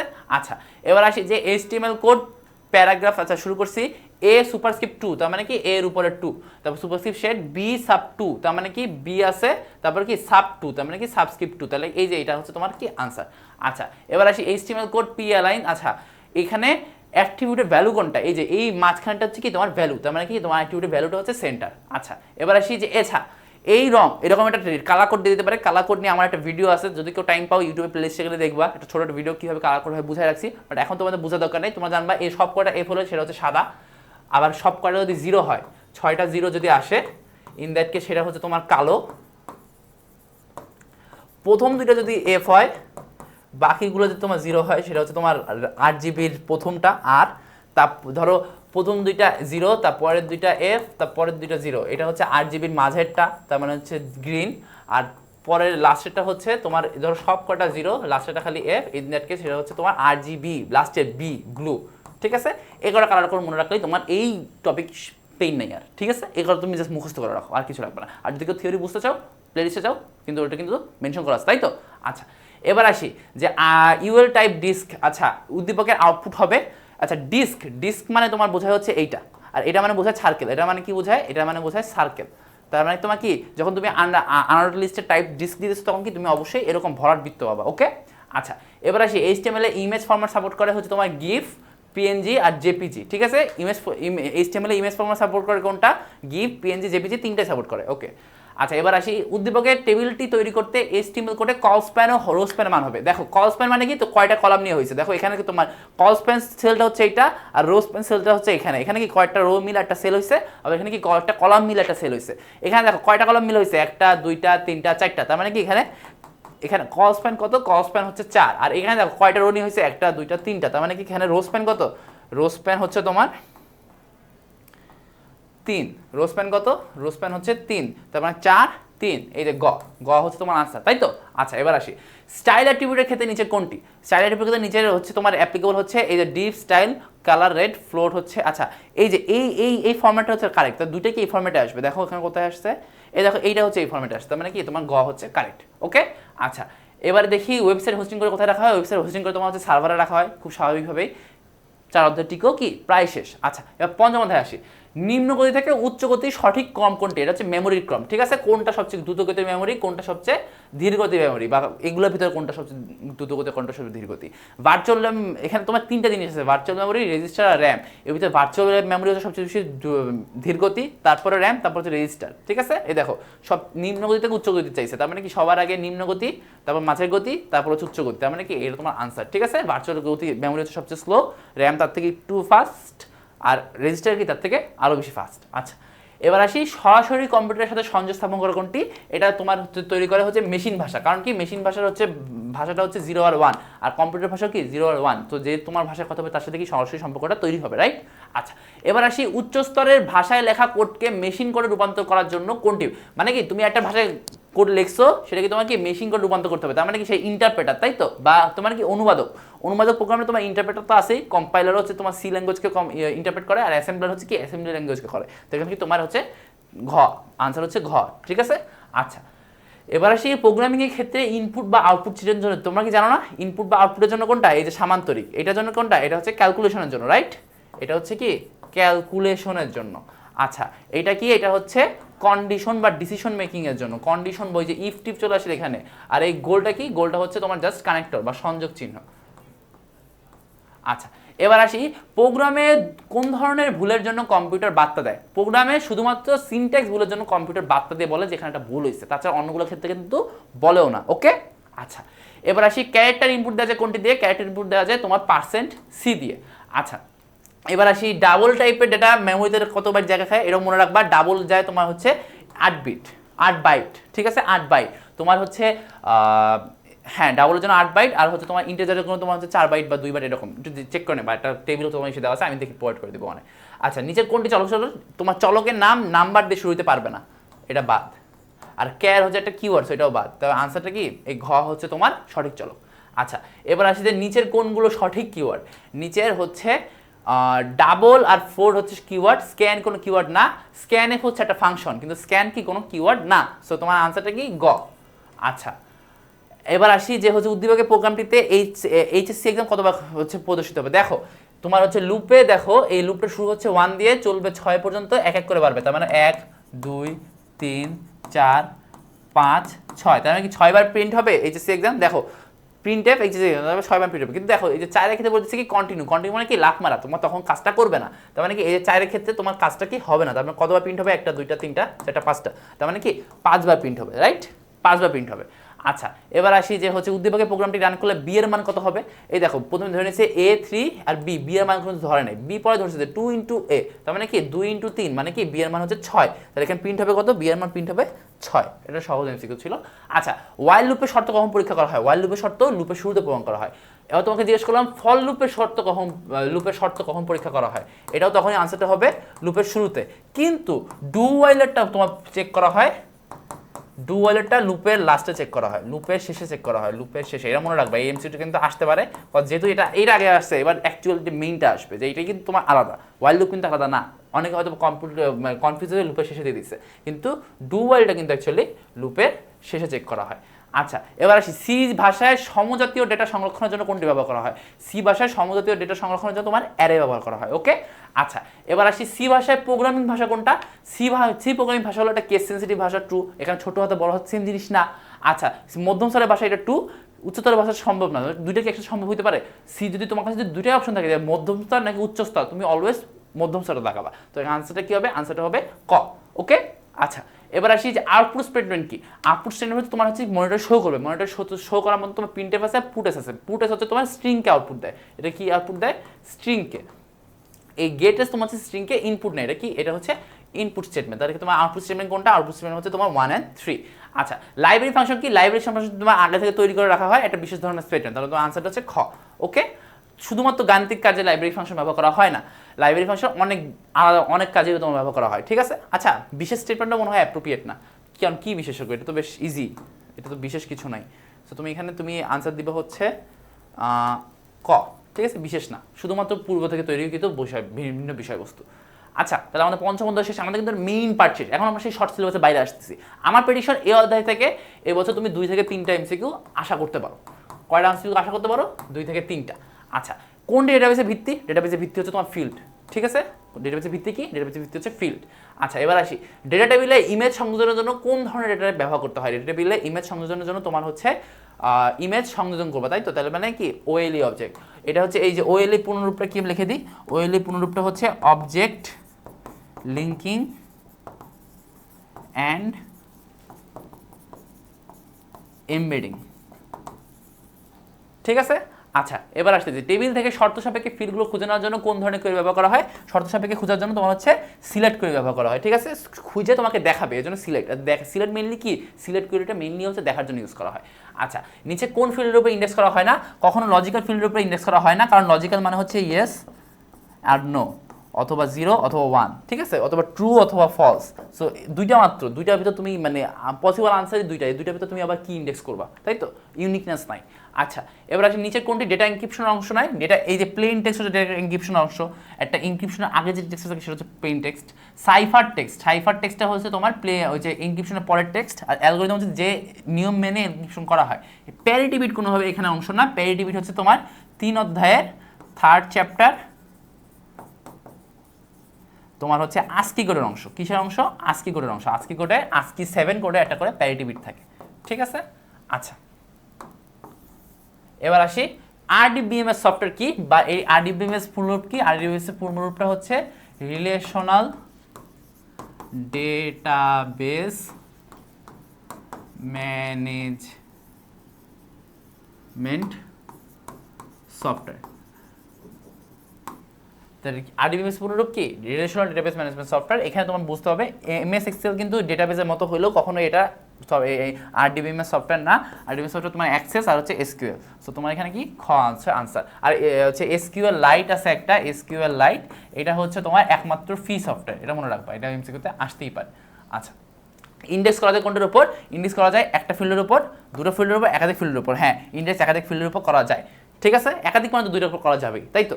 আচ্ছা, এবার আসি তোমার হচ্ছে এ ও বি টেবিল দুইটিতে কোন ধরনের সম্পর্ক তৈরি করা যেতে পারে। এ ও বি টেবিল দেখো, এই টেবিলে A01 আছে, A02 আছে, A03 আছে, A04 আছে, A05 আছে, তার মানে কি রোল কলম আছে। এখানে রোল কলম আছে, এখানে A01 দুইবার আছে, A03 দুইবার আছে, A04 দুইবার আছে, তার মানে কি এখানে একবার আছে, এখানে কি ওটা মেনিবার আছে, তাই তো? তো এখানে এরকম দেখলে তুমি কি বুঝবা? এখানে তোমার হচ্ছে 1 to many সম্পর্ক। ওকে, আচ্ছা, এ ও বি টেবিলের মধ্যে রিলেশন স্থাপনের জন্য প্রয়োজন হবে কি? এ ও বি টেবিলের মধ্যে তুমি যদি রিলেশন স্থাপন করতে চাও, তোমার এ টেবিলে একটা প্রাইমারি কি লাগবে, বি টেবিলে একটা ফরেন কি লাগবে। আর এখানে দেখো, এখানে কি, এখানে 1 to many সম্পর্ক। যদি ম্যানি টু ম্যানি হইতো, ম্যানি টু ম্যানি হইতো, ম্যানি টু ম্যানি সম্পর্ক হলে তোমার একটা জাংশন টেবিল লাগতো, কিন্তু এখানে যেহেতু ম্যানি টু ম্যানি না, সো তোমার প্রথম দুটোতেই হয়ে যাবে। সো আনসারটা কি? ক। এরকম করে আমাদের কিন্তু তাহলে পুরা এমসিকিউ পার্টটা শেষ হয়ে গেল। আচ্ছা, তো আমরা এবার কি করব? সিকিউ করব। সিকিউ এর ক্ষেত্রে যেটা বললাম অলরেডি বেশ ভালো মতো কমন আসার আমি 100% মানে এন্ডোর্স করতে পারি যে কমন আসবে। ওকে, আচ্ছা, প্রথমে আমরা করবো প্রথম অধ্যায়। তো সিকিউ এর প্রথম অধ্যায় থেকে অ্যাকচুয়ালি বেশ কিছু টপিক থেকে সিকিউ আসতে পারে। একটা হচ্ছে তোমার ভার্চুয়াল রিয়েলিটি, তারপর তোমার কি থেকে আসে? তোমার হচ্ছে এআই থেকে আসতে পারে, এআই এর পাশাপাশি তোমার রোবোটিক্স থেকে আসতে পারে। অ্যান্ড তোমার হচ্ছে ভার্চুয়াল রিয়েলিটি, এআই, রোবোটিক্স এগুলোর পর যদি তোমার আসে, তোমার তখন হচ্ছে জেনেটিক ইঞ্জিনিয়ারিং, তারপর তোমার হচ্ছে বায়ো ইনফরমেটিক্স, ইভেন বায়োমেট্রিক্স কিন্তু একদম মানে বায়োমেট্রিক্স থেকে আসবে, এটা ধরে রাখতেই পারো, ঠিক আছে? সো এই টপিকগুলো পড়লে তোমার কিন্তু প্রথম অধ্যায় থেকে অবশ্যই কমন আসবে, ঠিক আছে? চলো এখন আমি এখানে দুইটা সিকিউ রাখছি, এই দুটো দেখি। আইসিটি ক্লাসে শিক্ষক টেলিভিশন, মোবাইল, রেডিও সহ অনেক গুরুত্বপূর্ণ ডিভাইসের বর্তমানে যে ক্ষুদ্র আকার আছে, এই যে ক্ষুদ্র আকারের কথা বললেন, এবং হচ্ছে অধিক ক্ষমতা নিয়ে পাঠদানকালে বললেন, এ সবই সম্ভব হচ্ছে আইসিটির সাম্প্রতিক প্রবণতায় ব্যবহৃত বিশেষ প্রযুক্তির কারণে। ওকে, আচ্ছা, এই যে সাম্প্রতিক প্রবণতায় ব্যবহৃত বিশেষ প্রযুক্তি। আচ্ছা, একজন শিক্ষার্থী জাতীয় বিজ্ঞান ও প্রযুক্তি জাদুঘরের থিয়েটারে 3D মুভি দেখে প্রাপ্ত বাস্তবের মতো অনুভূতি সৃষ্টিকারী প্রযুক্তি নিয়ে আলোচনা করলেন। তোমাকে উদ্দীপকটা পড়ে কিছু কিওয়ার্ড চিনতে পারতে হবে। ক্ষুদ্র মানে তুমি এখান থেকে বুঝতে পারবে ন্যানো টেকনোলজি কি, এটা ন্যানো টেকনোলজি। সো এখান থেকে এই পার্টে যা কোশ্চেন আছে তুমি মোটামুটি শিওর যে ওখানে ন্যানো টেকনোলজি থেকেই আসছে। আবার এখানে দেখো যে 3D মুভি দেখে প্রাপ্ত বাস্তবের মতো অনুভূতি সৃষ্টিকারী প্রযুক্তি, তার মানে কি তোমার ভার্চুয়াল রিয়েলিটি, তাই তো? তুমি ওখানে নাই কিন্তু তোমাকে বাস্তবের মতো একটা ফিলিং দিচ্ছে, তার মানে কি এটা ভার্চুয়াল রিয়েলিটি। দেখো এখন আসলে সলভ করতে আসি। বায়োমেট্রিক্স কি? মানুষের শরীরে যে সকল শারীরবৃত্তীয় ও আচরণগত বৈশিষ্ট্য দিয়ে কোনো মানুষকে নির্দিষ্টভাবে চিহ্নিত করা যায়, সেটা কি তোমার বায়োমেট্রিক্স। আচ্ছা, এরপর আসি, প্রযুক্তির সাহায্যে একাধিক জীবের জিনোমকে জোড়া লাগিয়ে নতুন জীবকোষ সৃষ্টি করা যায়। প্রযুক্তির সাহায্যে একাধিক জীবের জিনোমকে জোড়া লাগিয়ে নতুন জীবকোষ সৃষ্টি করা যায়, এটা কি? এটা হচ্ছে তোমার জেনেটিক ইঞ্জিনিয়ারিং। এটা কি? এটা হচ্ছে জেনেটিক ইঞ্জিনিয়ারিংয়ে এই সেম কাজটাই করা হয়, যে নতুন জাত উৎপন্ন করা হয়, তাই তো? সো এটা নিয়ে তুমি একটু খ নাম্বারে লিখবা। এবার আসি যে উদ্দীপকে উল্লেখিত বিশেষ প্রযুক্তিটির চিকিৎসা ও খাদ্য শিল্পে ভূমিকা ব্যাখ্যা করো। উদ্দীপকে উল্লেখিত বিশেষ প্রযুক্তিটির চিকিৎসা ও খাদ্য শিল্পে ভূমিকা। এখন দেখো উদ্দীপকে উল্লেখিত বিশেষ প্রযুক্তি কোনটা? এই যে বিশেষ প্রযুক্তি, এটা কি? ন্যানো টেকনোলজি, তাই তো? ন্যানো। আচ্ছা, তোমাদেরকে আমি অলরেডি বলছি না যে ন্যানো টেকনোলজি কি চিপসের প্যাকেটে একটা ভূমিকা পালন করে। চিপসের প্যাকেট মানে কি? মোটামুটি সব কিছু প্যাকেটে ওটা ভূমিকা আছে। তারপর কি? ক্রিমের ভূমিকা পালন করে। এখন খাদ্য সংরক্ষণের ভূমিকা আছে ন্যানো টেকনোলজির। এছাড়া বিভিন্ন যুদ্ধক্ষেত্রে ভূমিকা আছে। তারপর এখনকার বর্তমানে যে নতুন ওষুধ তৈরি হচ্ছে, এখানে ভূমিকা আছে। সো এই ভূমিকাগুলো নিয়েই তোমার চিকিৎসা, এই যে ওষুধ, স্মার্ট ড্রাগ, ওই যে তোমার কি মলিকুলার মেডিসিন, তারপর কি খাদ্য শিল্পে, এই যে প্যাকেট শিল্পে বা খাদ্য অনেকদিন সংরক্ষণে, এখানে কি ভূমিকা রাখছে একটু বলবা। ওকে, আচ্ছা, এবার আসি যে উদ্দীপকে মুভি দেখার প্রযুক্তিটি শিক্ষা ও গবেষণাকে আধুনিক রূপ দিতে সক্ষম। এটা কি এই যে ভার্চুয়াল রিয়েলিটি, তাই না? তো এখানে আনসারটা কি হবে? এখানে আনসারটা হবে ভার্চুয়াল রিয়েলিটি। এখন কি অলরেডি আমার 3D মুভি দেখতেছি না, এখন ওই যে কি আইম্যাক্সের মুভি আসে, ওগুলো কি অনেক বেশি রিয়েল ফিল হয়। আইম্যাক্স কিন্তু ভার্চুয়াল রিয়েলিটি না, এখন ওই যে গগলস পরে যেটা হয় ওটা বেসিক্যালি ভার্চুয়াল রিয়েলিটি। বাট ওরকম এখনও কি বেশি প্রচলিত হয় নাই, বাট আস্তে আস্তে আসতেছে, যেহেতু এটা যত বেশি মানে যেহেতু প্রযুক্তি আবিষ্কার হয়ে গেছে, যত বেশি অ্যাভেলেবল হবে, যত চিপ হবে, তত থেকে মানুষ বেশি ইউজ করবে, তাই তো? তো এটা আমরা বুঝতে পারতেছি। এই সেম এই সিকিউরিটি যদি আসে, এই সিকিউরিটি তো এই উদ্দীপকটি আসবে না, তুমিও জানো আমিও জানি, কিন্তু এরকম মানে এই টপিকগুলো নেই কিন্তু তোমার উদ্দীপকটা আসতে পারে, তখন কিন্তু তোমাকে কথাবার্তা কিন্তু অলমোস্ট সেমই হবে, ঠিক আছে? ওকে, এবার আসি যে ঢাকা সিটি কর্পোরেশনে বিদ্যুতের যথাযথ ব্যবহার ও সঞ্চয়ের লক্ষ্যে একটি ডিজিটাল প্রকল্প হাতে নিল, ফলে মানুষের সাহায্য ব্যতীত রাস্তার ল্যাম্পপোস্টগুলোতে স্বয়ংক্রিয়ভাবে অন্ধকারে আলো জ্বলে উঠবে এবং দিনের আলো থেকে সরাসরি নিভে যাবে। আচ্ছা, এখানে কি পুরো জিনিসটা বুঝে আমি বুঝতেছি যে এখানে এআই, সেন্সর, তারপর তোমার হচ্ছে রোবট, এগুলোর কি এই কিওয়ার্ডগুলো বেশ ভালো ভূমিকা আছে, তাই তো? আচ্ছা, এবার আসি যে বিশ্বকাম কি। বিশ্বকাম হচ্ছে মানুষ যে এখন ইন্টারনেটের প্রভাবে অনেক দূরে দূরে থাকলেও আলাদা আলাদা দেশে বসবাস করলে একই সাথে বসবাস করছে, এই যে ফিলিংটা পাচ্ছে, এটা কি বিশ্বকাম, তাই তো? ব্যক্তি শনাক্তকরণের প্রযুক্তি, তার মানে কি বায়োমেট্রিক্স, রাইট?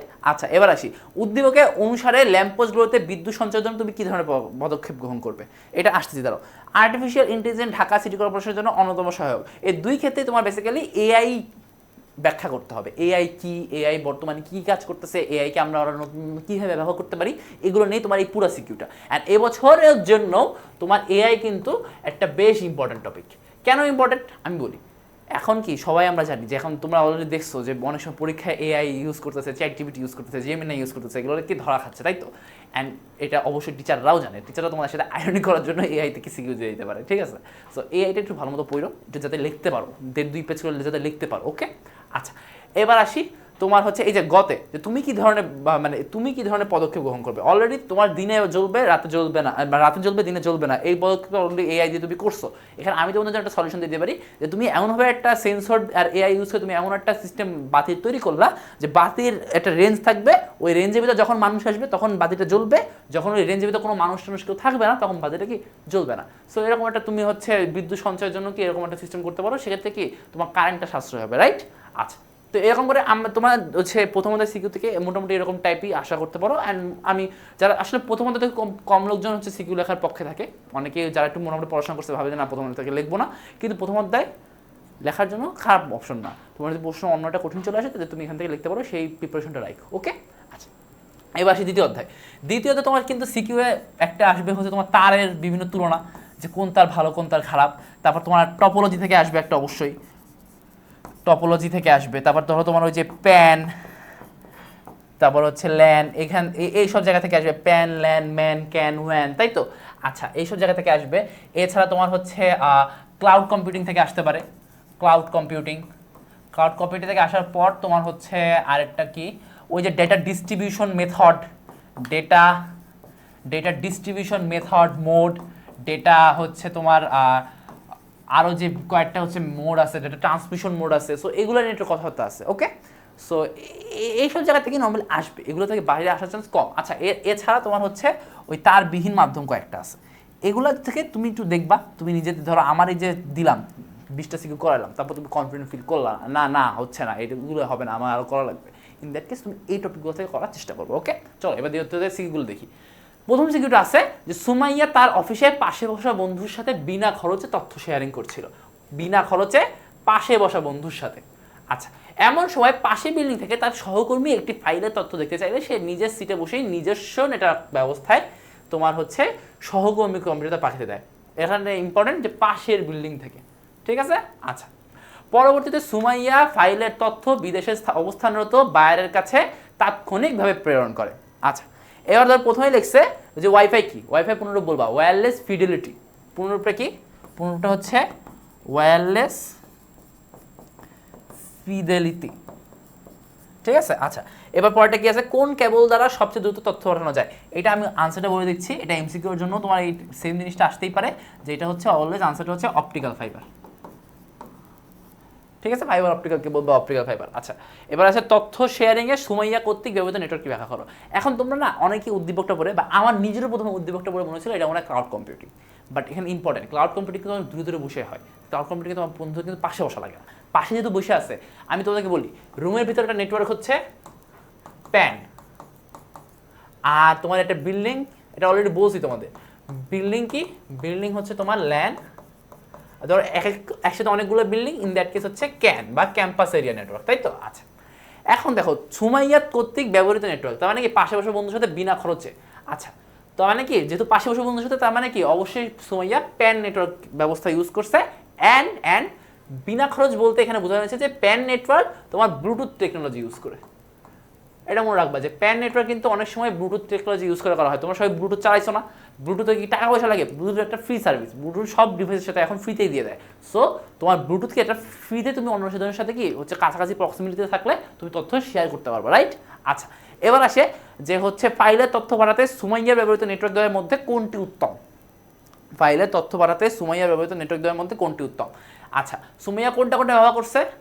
আচ্ছা, তোমার হচ্ছে একটা ব্যবহার করছে প্যান, আরেকটা হচ্ছে ধরো এই যে পাশে যে সিটে বসেই নিজস্ব নেটওয়ার্ক ব্যবস্থায় সহকর্মীর কম্পিউটারে তা পাঠিয়ে দেয়। ওকে, আচ্ছা, তো ফাইলের তথ্য পাঠাতে সুমাইয়া ব্যবহৃত। এখন দেখো এটা কি দূরে পাঠাইছে, এটা কি অবশ্যই ক্যান, অ্যান্ড এই ক্যানটা অবশ্যই তোমার হচ্ছে ওয়্যারলেস কোনো নেটওয়ার্ক দিয়ে তৈরি হয়েছে। সো এই ব্লুটুথ, এটা অবশ্যই এখানে ব্লুটুথ ইউজ হয়েছে, এর সাথে কিন্তু তোমার তারও ইউজ, তারবিহীন তার যুক্ত মাধ্যমেও কিন্তু তোমার এই পার্সোনালিটি নেটওয়ার্কে ইউজ হতে পারতো।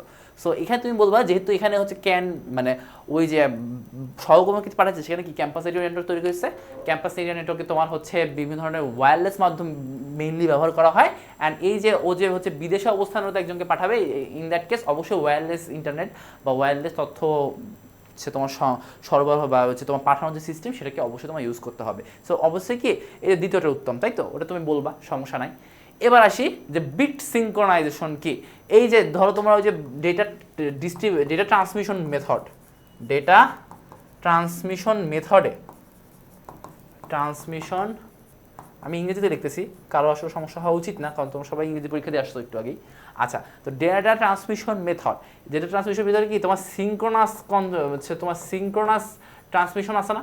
সিঙ্ক্রোনাস ট্রান্সমিশন, এই সিঙ্ক্রোনাস ট্রান্সমিশনে তোমার এই যে একটা বিট যাওয়ার পর একটা নির্দিষ্ট সময় পর যে আরেকটা বিট যাবে, এইটা তোমার যে হচ্ছে মেইনটেন, যে টাইম গ্যাপটা যে মেইনটেন করা হয়, এটাকে তোমার বিট সিঙ্ক্রোনাইজেশন বলা হয়। ওকে, আচ্ছা, এবার আসি যে ভিন্ন ধরনের প্রোটোকল বিশিষ্ট নেটওয়ার্কের মধ্যে সংযোগ স্থাপনে ব্যবহৃত ডিভাইস কোনটি? এইটা অবশ্যই তোমাকে আমি এমসিকিউতে বলে আসছি, এটা হচ্ছে গেটওয়ে। এটা কি ভিন্ন প্রোটোকল হলে তাহলে তোমার সেই নেটওয়ার্কে যুক্ত করতে তোমার কি লাগে? তোমার গেটওয়ে লাগে। ওকে, আচ্ছা, এবার আসি চিত্র একে টপোলজি বর্ণনা দাও। চিত্র একে তোমার কি টপোলজি আছে সবাই বলার চেষ্টা করো তো। চিত্র একে রিং টপোলজি আছে। কি আছে? Ring topology. এখন রিং টপোলজি অ্যাকচুয়ালি কি করে? রিং টপোলজিতে তোমার একটা প্রত্যেকটা কম্পিউটার হচ্ছে এরকম করে যুক্ত থাকে, একটা গোলাকার বা একটা রিংয়ের মতো করে। অ্যান্ড এখান থেকে কি তোমার এই যে তথ্য সবসময় নির্দিষ্ট যে কোনো একটা দিকে ঘোরে, তাই তো? তোমার তুমি কখনোই ধরো এদিকে যদি তথ্য হয়, তুমি কখনোই একে ডিরেক্টলি তথ্য পাঠাতে পারবে না। তোমার তথ্য পাঠাতে হলে তোমার এই কম্পিউটারের মাধ্যমে তারপর এই কম্পিউটারে যাইতে হবে, তাই তো? সো এখানে হচ্ছে একটা কম্পিউটার নষ্ট হয়ে গেলে তোমার পুরো নেটওয়ার্কটা অচল হয়ে যায়, আবার একটাকে কি ইজিলি বের করা যায় না, ইজিলি যুক্ত করা যায় না। এই একদম লিটারালি রিং টপোলজি যা বর্ণনা আছে সব দিবা এখানে, প্লেলিস্টটা আরও ভালো মতো বলছি, লিখে দেখে বুঝেছি, ওটা দেখে আসবা। আচ্ছা, চিত্র 2 এবং চিত্র 3-এর মধ্যে কোন টপোলজি ব্যবহার অধিক সুবিধাজনক? আচ্ছা, তুমি যখন তোমাকে এরকম সুবিধা নির্ণয় করতে বলবে, আমার হচ্ছে তুমি কয়েকটা জিনিস দেখবা যে কত সহজে যুক্ত বা হচ্ছে মানে নষ্ট হলে বের করা যায়। নষ্ট হলে, আচ্ছা নষ্ট হলে একটা আলাদা পয়েন্ট দিই। কত সহজে যুক্ত বা বের করা যায়, নষ্ট হলে কি হয়, দাম কেমন লাগে, আচ্ছা তোমার তারপর হচ্ছে নষ্ট হলে কি হয়, যুক্ত বা ই করা যায়, দাম কেমন লাগে, কেন্দ্রীয় ডিভাইস আছে কিনা, কেন্দ্রীয় কোনো ডিভাইস বা কেন্দ্রীয় কোনো তার আছে কিনা, এরকম কিছু জিনিস হবে। আর হচ্ছে তোমার যে কোনো একটা দিক হচ্ছে মানে যে কোনো একটা নষ্ট হয়ে গেলে সচল থাকবে কিনা, এরকম টাইপের জিনিসপাতি, মানে কয়েকজনের সাথে কয়েকজনের যুক্ত থাকবে, এরকম জিনিসগুলো তুমি হচ্ছে বিচার করবা দুইটা টপোলজির ভিতরে যখন তুমি তুলনা করতে যাবা। এটা আরও সুন্দর করে আমার মেইন ক্লাসে দেওয়া ছিল, কেউ যদি একটু পড়তে চাও টপোলজির পার্ট নিয়ে নিজের কনফিডেন্স না থাকে, একটু যে প্লেলিস্টের ক্লাসটা দেখে আসবে। ওকে, আচ্ছা, তো এখন দেখো এই যে দুইটা টপোলজি, এটা কি? এটা অবশ্যই রিং টপোলজি। কেন রিং টপোলজি আমি বলতেছি, সরি রিং না, স্টার। এটা কি টপোলজি? এটা স্টার টপোলজি। আর এটা কি টপোলজি? এটা হচ্ছে ট্রি টপোলজি। এখন স্টার কেন? এই যে এটা একটা কেন্দ্রীয় ডিভাইস, এর সাথে কি সবাই যুক্ত। স্টার হলে তো সবসময় এদিকে দিকে যুক্ত থাকতে হবে এরকম তো না, তোমার সব ওই বাম দিকে যুক্ত থাকতেই পারে, কোনো সমস্যা নাই। আচ্ছা, আর তোমার ট্রি, ট্রি মানে কি এই যে একটা মেইন ব্রাঞ্চ থেকে তোমার কি আস্তে আস্তে নতুন নতুন শাখা উৎপন্ন হচ্ছে, তাই তো? সো এটা কি, এটা হচ্ছে ট্রি। এখন তুমি দুটোর ভিতরে তুলনা করবা, ট্রিতে কি ইজিলি তোমার হচ্ছে এক্সপ্যান্ড করা যায়, ট্রিতে ইজিলি ওই যে ওই পাশ থেকে বের করা যায়, আবার স্টারে কি, স্টারে ইজিলি বের করা যায়, ইজিলি ঢোকানো যায়, একটা নষ্ট হলে তোমার স্টারে কিছু হয় না, কিন্তু স্টারে কি আবার কেন্দ্রীয় ডিভাইস আছে, কেন্দ্রীয় ডিভাইস নষ্ট হলে স্টার শেষ। সো এগুলোতে তুলনা করবা ম্যাক্সিমাম টাইমে। ম্যাক্সিমাম টাইমে আমি তোমাদেরকে একটা লিখে দিচ্ছি, ম্যাক্সিমাম টাইমে তোমার মেশ সবচেয়ে ভালো, তারপর হচ্ছে তোমার স্টার, তারপর হচ্ছে তোমার ট্রি, তারপর হচ্ছে তোমার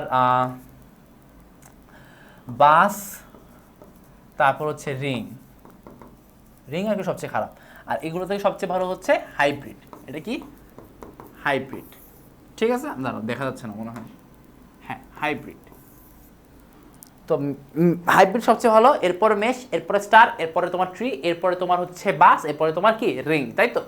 দামের দিক থেকে আবার বাস সবচেয়ে ভালো, কজ বাসে কি সবচেয়ে কম টাকা খরচ হয়। ওকে, এটা বলে রাখলাম। বাসের সাথে অন্য কোনো যদি দামের দিক থেকে তুলনা হয়, তাহলে বাসে কি টাকা সবচেয়ে বেশি কম খরচ হয়। আচ্ছা, তো এগুলো তোমরা তুলনা করবা, কোনো সমস্যা নাই। পরটায় আসি, এই দেখো বললাম না যে তারের তুলনা একটা আসবে, তারের তুলনা একটা আসবে, এরকম চিত্র দিয়ে দিতে পারে, তোমার চিত্র দেখে চিনতে পারতে হবে।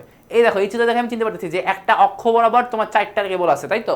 মানে 4টা স্তর আছে, এটাকে বেসিক্যালি কোএক্সিয়াল কেবল। একটু গঠনগুলো পড়ে রাখবা প্রত্যেকটা কেবলের। কেবল তো বেশি নাই, তোমার কোনটা কোনটা আছে? কোএক্সিয়াল আছে, তোমার হচ্ছে অপটিক্যাল ফাইবার আছে। তো কোএক্সিয়াল, কোএক্সিয়াল আগে তোমার হচ্ছে অপটিক্যাল ফাইবার আছে, কোএক্সিয়াল আছে, অ্যান্ড কোএক্সিয়াল বাদে কি আছে? আর টুইস্টেড পেয়ার কেবল আছে, তাই তো? টুইস্টেড পেয়ার কেবল আছে। তো এখন তোমাকে এই কয়টা, জাস্ট 3টা মেইনলি কেবল আছে, এই 3টা তোমার গঠনটা জানতে হবে, রাইট? আচ্ছা, তো এখন দেখো চিত্র একে এই কেবলটা গঠন ব্যাখ্যা করছে। এখানে বাইরে একটা আউটার জ্যাকেট আছে, এটা প্লাস্টিকের, এর ভিতরে একটা তোমার হচ্ছে বেডেড পার্ট আছে, এটা আবার তামার, এইটার ভিতরে আবার একটা প্লাস্টিকের পার্ট আছে, অ্যান্ড এটার ভিতরে কি আবার একটা তামার একটা পার্ট আছে, মেইন যে তার, তাই তো? আর এখানে কি আছে, এই যে ঘতে আসলে এখানে কি তোমার বাইরে একটা প্লাস্টিকের জ্যাকেট, ভিতরে একটা ক্ল্যাডিং বা একটু ঘন, এই যে এটা হচ্ছে তোমার কাচের মতো তন্তু, প্লাস্টিকের ক্লাচের মতো, আর হচ্ছে এটা হচ্ছে কি, এটা ঘন, এই ক্ল্যাডিংটা হচ্ছে ঘন, যাতে ওখানে বেসিক্যালি কি এই আলোর যে পূর্ণ প্রতিফলন ঘটবে এটা যাতে অ্যাকচুয়ালি ঘটতে পারে, তাই তো? সো এই দুটোর ভিতরে একটু গঠনটা ব্যাখ্যা করবা। এই যেমন এখানে মোবাইল ফোন নেটওয়ার্কে সিঙ্ক্রোনাস পদ্ধতি ব্যবহৃত হয়, এটা একটু ভালো মতো পড়বা। এটা হচ্ছে তোমার সিঙ্ক্রোনাস পদ্ধতি কি, ওই যে একটা নির্দিষ্ট সময় পর যায়। মোবাইল ফোনে দেখবে যখন আমরা কথা বলি, তখন কি আমরা যখন বলি তার ঠিক একটু পরেই অন্য আরেকটু শুনতে পাই।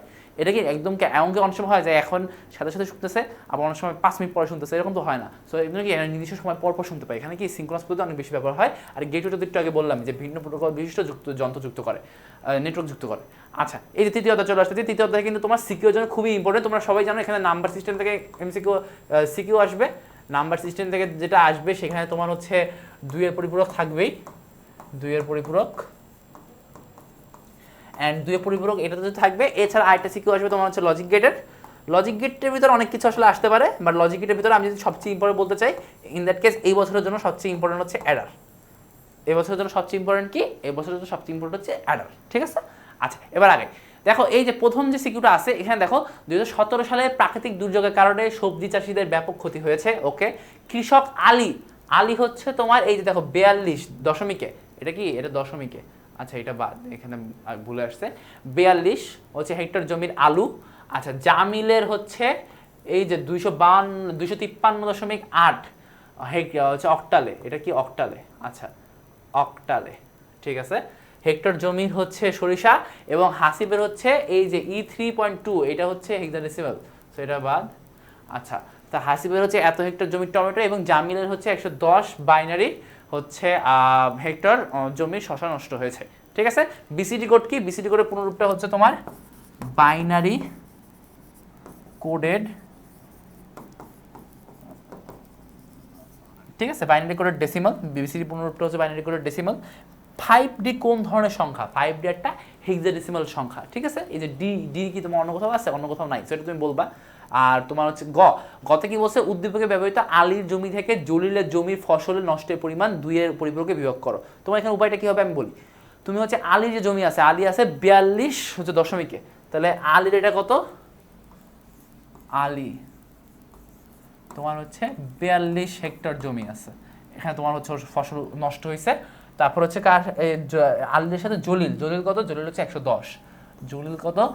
জলিল হচ্ছে 110। যেহেতু কোনো বাইনারি তো দশমিক টশমিক কিছু নাই, আরও দুইয়ের পরিপূরক বের করতে বলছে। দুইয়ের পরিপূরক আমি বলি, দুইয়ের পরিপূরক কখনো দশমিক দিবে না। দুইয়ের পরিপূরক আসলে দশমিক আসলে কীভাবে করতে হয় তোমাদের শিখায় নেই, বইতে নাই। সো দুইয়ের পরিপূরক যখন নির্ণয় করতে বলবে যোগের মাধ্যমে বিয়োগ, তখন তোমাকে অবশ্যই পূর্ণ সংখ্যা দেবে। আর আমি তোমাকে সাজেস্ট করি এরকম আসলে তুমি হচ্ছে অবশ্যই হাতে তো ক্যালকুলেশন দেখাবাই তুমি কীভাবে কী করছো, কিন্তু তুমি অবশ্যই ক্যালকুলেটর চেক করে নিবা। ক্যালকুলেটর তুমি কীভাবে করবা, তুমি মোড়ে যাবা, মোড়ে যে তুমি হচ্ছে 4 বেজেনে যাবা, অলরেডি দেখাইছি। তোমার প্রথমে কি আছে, প্রথমে আছে তোমার হচ্ছে আলী আছে 42, তাই তো? আলী আছে কি, তো আলী আছে 42 ইনপুট দিলাম, এটাকে বাইনারি বানানো লাগবে 101010। তাহলে কি আছে হচ্ছে 101010।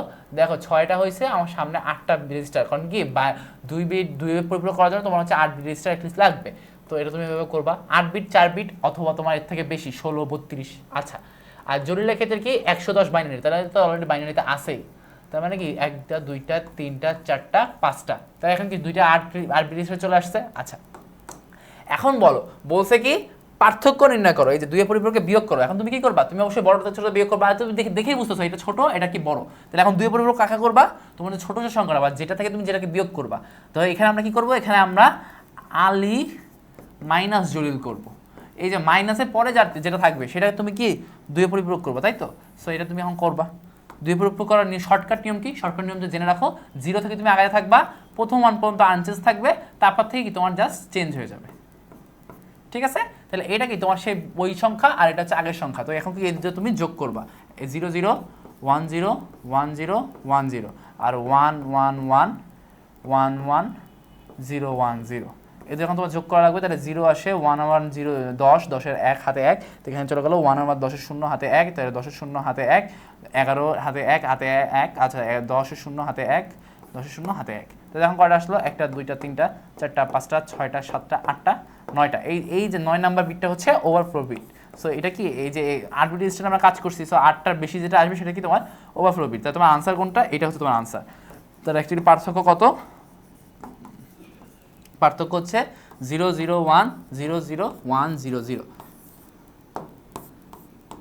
এটা কি তোমার মেইনলি পার্থক্য। ঠিক আছে, এখন আমি তো শর্টকাটে করছি, আমি ক্যালকুলেটর ইউজ করছি, তুমিও এভাবেই করবা, কারণ এভাবে ভুল হওয়ার চান্স নাই। আর এটার সাথে তুমি যেটা করবা, তুমি একটু হাতে ক্যালকুলেটর দেখাই দিবা। তুমি তো অ্যাকচুয়ালি জানো কীভাবে হচ্ছে তোমার দুই পরিপূরক নির্ণয় করতে হয়, তাই না? তুমি তো জানো যে হচ্ছে এটার সাথে কি তোমার একের পরিপূরক আগে করে নিতে হয়, সব টগল করে নিতে হয়, তারপর কি এটার সাথে 1 যোগ করতে হয়, তারপর তোমার এটা আসে। সো আমি তোমাকে বলছি তুমি পুরো স্টেপ ওয়াইজই আগাও, কিন্তু ক্যালকুলেশনগুলো বা মেইন জিনিসগুলো তুমি তোমার ক্যালকুলেটরে করো অথবা নিজের মাথায় করো, আর বা শর্টকাট যেগুলো আছে সেগুলো ইউজ করে করো। ওকে, আচ্ছা এইবার আসি। আচ্ছা, এখানে কি আছে, এই যে উদ্দীপকের জামিল ও হাসিবের মধ্যে কার ফসল বেশি হয়েছে, বেশি ক্ষতি হয়েছে এবং কত। এখন দেখো জামিল কই কই কই কই, এই যে জামিল জামিল জামিল, এই যে জামিল হচ্ছে 253.2, এটা হচ্ছে কি অক্টাল 253.2, এটা হচ্ছে অক্টালে আছে। এখন তোমার হচ্ছে আরেকটা কার, আরেকটা হচ্ছে হাসিব, হাসিব হচ্ছে কত E3.2, এটা কত E3.2 16। এখন দেখো দুইটাকেই তোমার তুলনা করতে বলছে, তুমি যেটা করবা আমার কাছে সবচেয়ে সহজ যেটা লাগে, তুমি দুইটাকে হচ্ছে বাইনারি হচ্ছে কি বলে দশমিকে প্রকাশ করে ফেলো। দশমিকে প্রকাশ করার উপায় কি খুব ইজি না, এই যে 3 × 10 to the power, sorry 10 to the power তো না, এটা 8 বেস সংখ্যা, তাহলে 8 টু দি পাওয়ার 0 হচ্ছে 5 × 8 টু দি পাওয়ার 1। এবার এটার সাথে কি যোগ যাবে, এটার সাথে যোগ যাবে হচ্ছে 2 × 10 স্কোয়ার। আবার এদিকে কি তোমার বিয়োগ যাবে, so plus 2 × 8 two the power -1।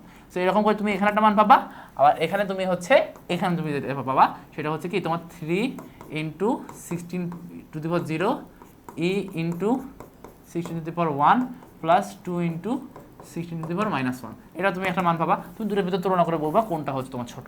ঠিক আছে, এখন তোমাদের একটা জিনিস বলি, দেখো আমার দুই পরিপূরক করছি, তখন দশমিক ছিল, দশমিক ছিল না, কিন্তু যখন আমাদেরকে নর্মাল এবং কনভার্সন করতে বলো দশমিক দিয়ে দিল সিকিউতে। ঠিক আছে, দশমিক তোমরা দুই পরিপূরকে পাবা না, কিন্তু অন্যরাই পাবা। So be prepare for that. Okay, দশমিকের এই হ্যান্ড ক্যালকুলেশনগুলো অবশ্যই শিখে রাখবা, না এখন না জানলে সলভ ক্লাসে যাও করো।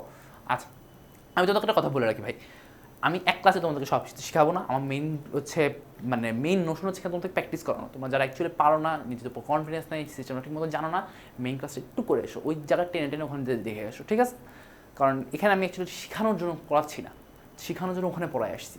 সো একটু দেখে আসতে হবে, এখান থেকে আমাকে জাজ করো না। ওকে, আচ্ছা এবার চলো, এবার আসি যে হচ্ছে কোড কি। কোড হচ্ছে তোমার ওই যে কোনো একটা বাংলা মানে কি বলবো, তুমি কথা বলো আমাদের মানুষের ভাষা কম্পিউটার ভাষায় বোঝানোর জন্য যে এইটাকে যে হচ্ছে চেঞ্জ যে করা হয়, চেঞ্জ করার যে সে মানে পরিণত করা হয় তাকে হচ্ছে কোড বলে, যে সিস্টেমে মানে তোমার ই করা হয়। ওকে, আচ্ছা এবার তোমার হচ্ছে বিয়োগের কাজ যোগের মাধ্যমে সম্ভব, এটা তো দুয়ে পরিপূরকের মাধ্যমে তো সম্ভব হবে, তো অলরেডি বলছি। এক্সকে শুধু নর গেটের সাহায্যে বাস্তবায়ন করে দেখাও। এক্স কি আছে? এক্স আছে তোমার হচ্ছে a not b not plus bc. তাহলে এক্স কি আছে? A not b not, a not into b not plus হচ্ছে বিসি। আচ্ছা তাহলে এখন দেখো এটাকে শুধুমাত্র আমরা কি নর গেট, নর গেট মানে কি? নর গেট মানে নট থাকবে আর অর থাকবে, তার মানে আমি যোগের কাজ করতে পারবো, গুণের কাজ করতে পারবো। এখন দুইটা গুণ আছে, গুণগুলোকে সরাইতে হবে। সরানোর উপায় কি?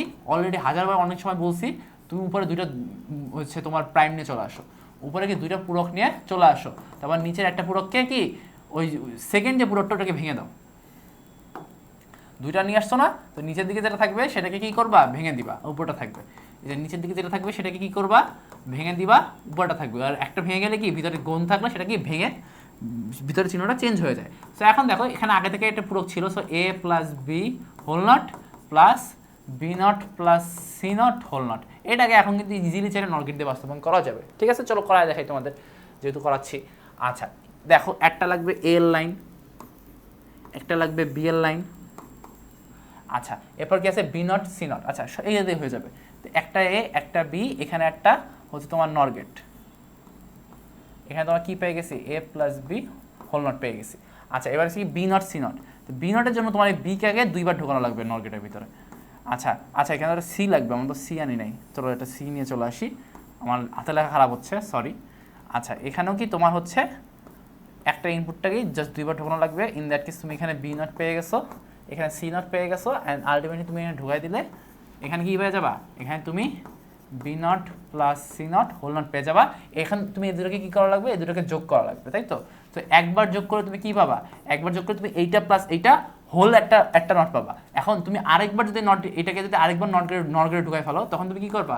এর উপর আরেকটা পাবা, সো এটা কি তখন কেটে যাবে, তখন যা দুটো যোগ হয়ে যাবে। তাহলে কি চলে আসবে? A plus B whole not plus B not plus C not whole not. একটু তাড়াতাড়ি গেছি, সো মানে তোমরা তো বুঝতেছো এখন লাস্ট দিনে তো এটা এক্সপ্লেন করার টাইম না, সো যাদের এক্সপ্লেন লাগবে তার আগের ভিডিও দেখে আসো।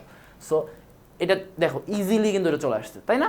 আচ্ছা এখন গেল, এবার দেখো আরেকটা শিখতে আসলে এনকোডার কাকে বলে? এনকোডার হচ্ছে মানুষের ভাষাকে কম্পিউটার ভাষার যে যন্ত্র রূপান্তর করে সেটাকে তোমার হচ্ছে এনকোডার বলে। আচ্ছা ডি মর্গানের উপপাদ্য যৌক্তিক যোগ ও যৌক্তিক গুণের মধ্যে বিনিময় সাধন করে, এটা তো সত্য কথা। কারণ কি যৌক্তিক যোগ ও যৌক্তিক গুণের মধ্যে কীভাবে বিনিময় সাধন করে? দেখো ডি মর্গানের সূত্র হচ্ছে a plus B whole not is equal to a not into b not. আর একটা সূত্র কি? A b whole not is equal to a not plus B not. এই যে যখন এটা ভাঙবে তখন কি ভিতরে চিহ্নটা চেঞ্জ হয়ে যাবে, তার মানে কি যোগ হচ্ছে গুণ হবে, গুণ হচ্ছে যোগ হবে। এটা অবশ্যই তুমি সূত্র দিয়ে একটু ব্যাখ্যা করবা।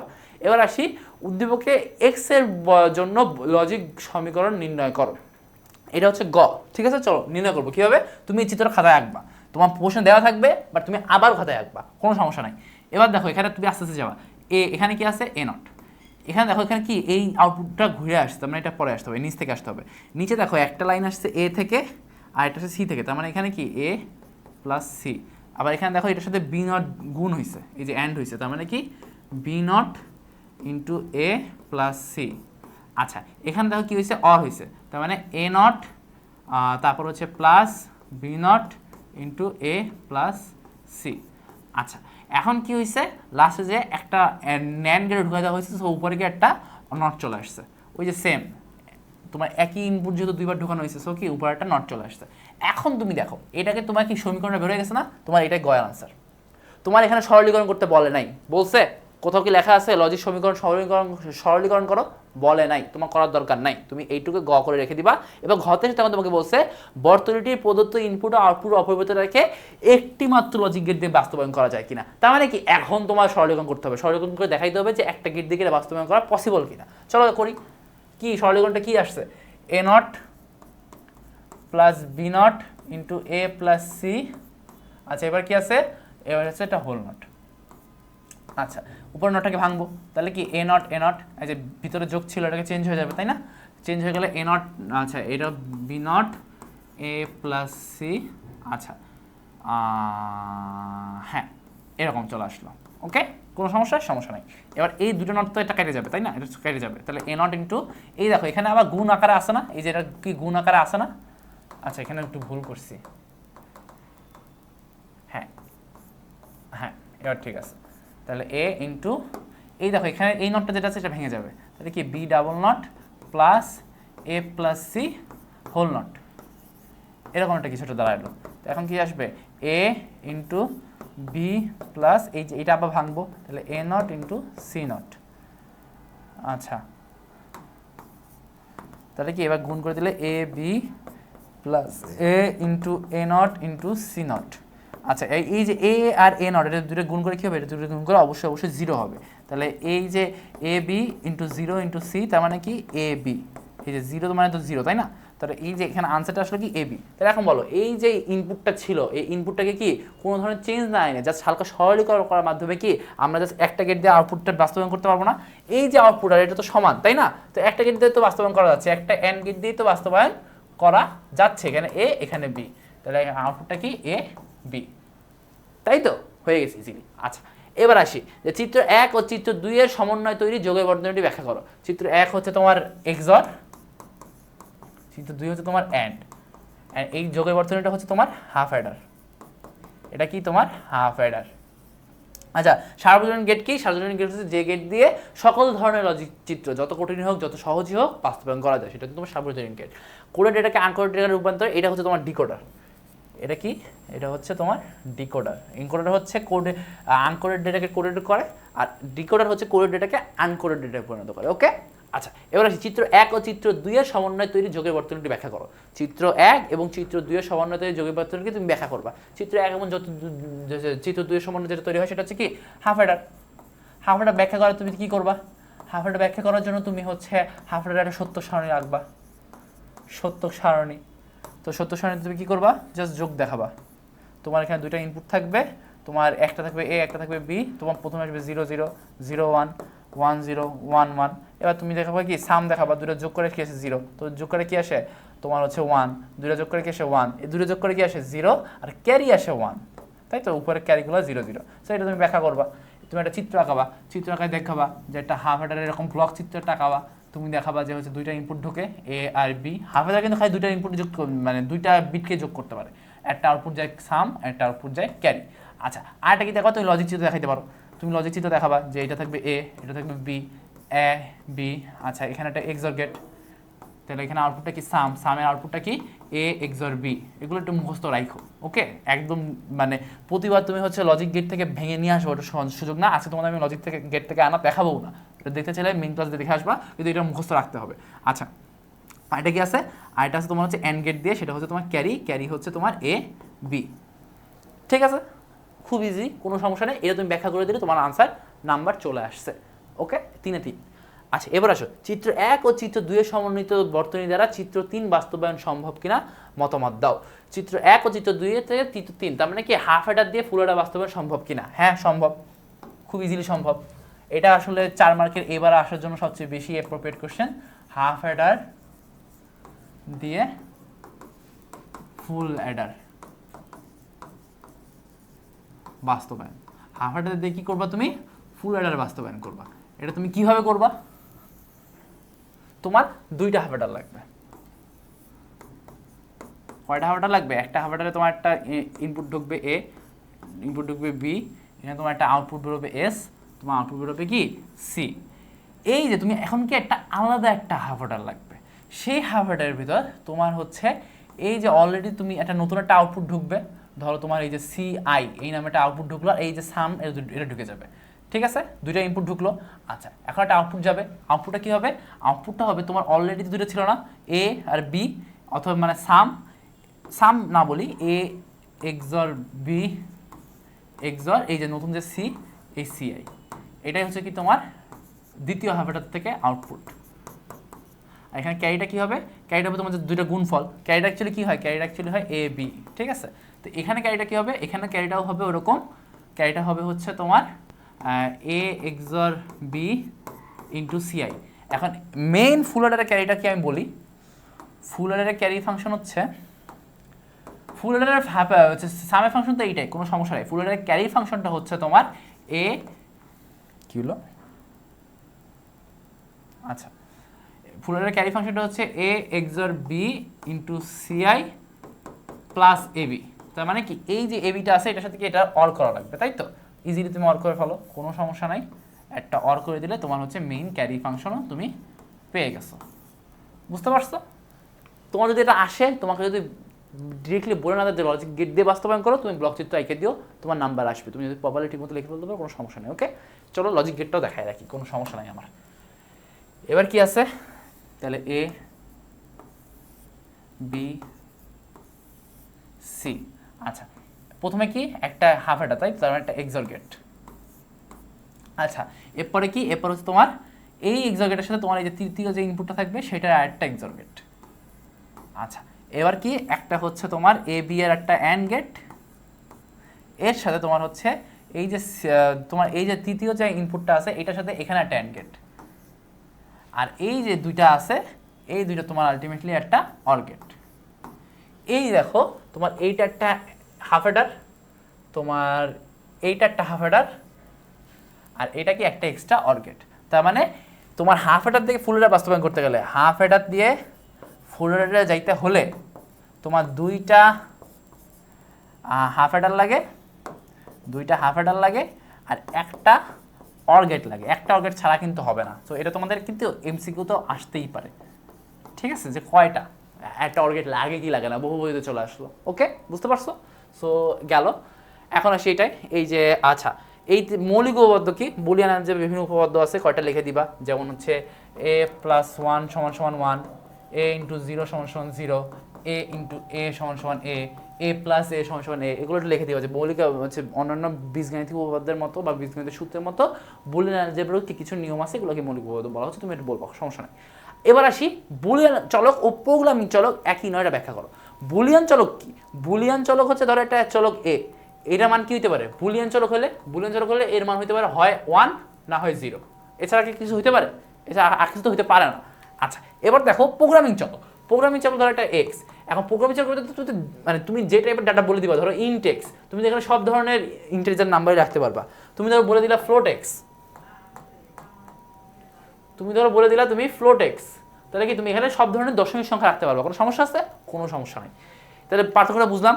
এবার আসে উদ্দীপকে A1 নির্দেশিত ডিভাইসটি নর গেটের মাধ্যমে বাস্তবায়ন করো। এই যে A1, দেখো দেখো এটা এই চিত্রটা প্রচুর লোকজন প্যারা খাইছে গত বছর যখন আসছে। এটা দেখো দুইটা ইনপুট আসছে, একটা আউটপুট বেরোচ্ছে, আরেকটা আউটপুট বেরোচ্ছে। আমরা কি জানি কোন ডিভাইসে দুইটা ইনপুট ঢুকলে দুইটা আউটপুট বেরোয়? কোন ডিভাইসে তোমার ইনপুট আর আউটপুটটা সেম? হাফ অ্যাডারে দুইটা বিট যোগ করে, একটা সাম একটা ক্যারি। বুঝতে পারছো? শিওর? ডান। তার মানে কি উদ্দীপকে A1 নির্দেশিত ডিভাইসটি তুমি এখানে জাস্ট এই যে আমি যেটা করছি না, তুমি গয়ের প্রথম এক প্যারার ভিতরে এটুক শেষ, যেটা হাফ এডার, এটা এভাবে হাফ এডার, আমি এভাবে চিনছি। ওকে, শেষ। এবার তুমি আসবা যে A1 নির্দেশিত ডিভাইসটি নর গেটের মাধ্যমে বাস্তবায়ন করা যায় কিনা। কেন, এটা কিভাবে করবা? হাফ এডারের কি, হাফ এডারে তোমার হচ্ছে বাস্তবায়ন করা যাবে মানে কি, সামের যে ফাংশন আছে ওটা তুমি করতে পারবা কিনা। কি আছে? এ এক্সর বি আছে, তার মানে কি তোমার হচ্ছে এ prime B plus A B prime, আর যে ক্যারির যে ফাংশন আছে ওটা তুমি বাস্তবায়ন করতে পারবে কিনা, এ বি। এখন তোমার কি দিয়ে বাস্তবায়ন করতে হবে? তোমার হচ্ছে নট দিয়ে বাস্তবায়ন করতে হবে। তুমি ইজিলি করতে পারবা। নর মানে কি তোমার হচ্ছে ওই যে সেম গুণ থাকা যাবে না, তাই তো? তাহলে কি তুমি এক্সট্রা দুইটা প্রাইম নিয়ে চলে আসবা, এক্সট্রা দুইটা প্রাইম নিয়ে চলে আসবা, নিচের প্রাইমটাকে ভেঙে দিবা, নিচের প্রাইমটাকে ভেঙে দিবা। তাহলে দেখো এই যে A plus B prime whole prime plus A prime plus B whole prime, তোমার সামের ফাংশন। এটা দিয়ে তুমি বাস্তবায়ন করতে পারবে। অলরেডি এটা করে দেখাইছি, এটা তোমরা নিজেরা প্র্যাকটিস করো। ওকে, না পারলে কমেন্ট করো, রিপ্লাই দেবো।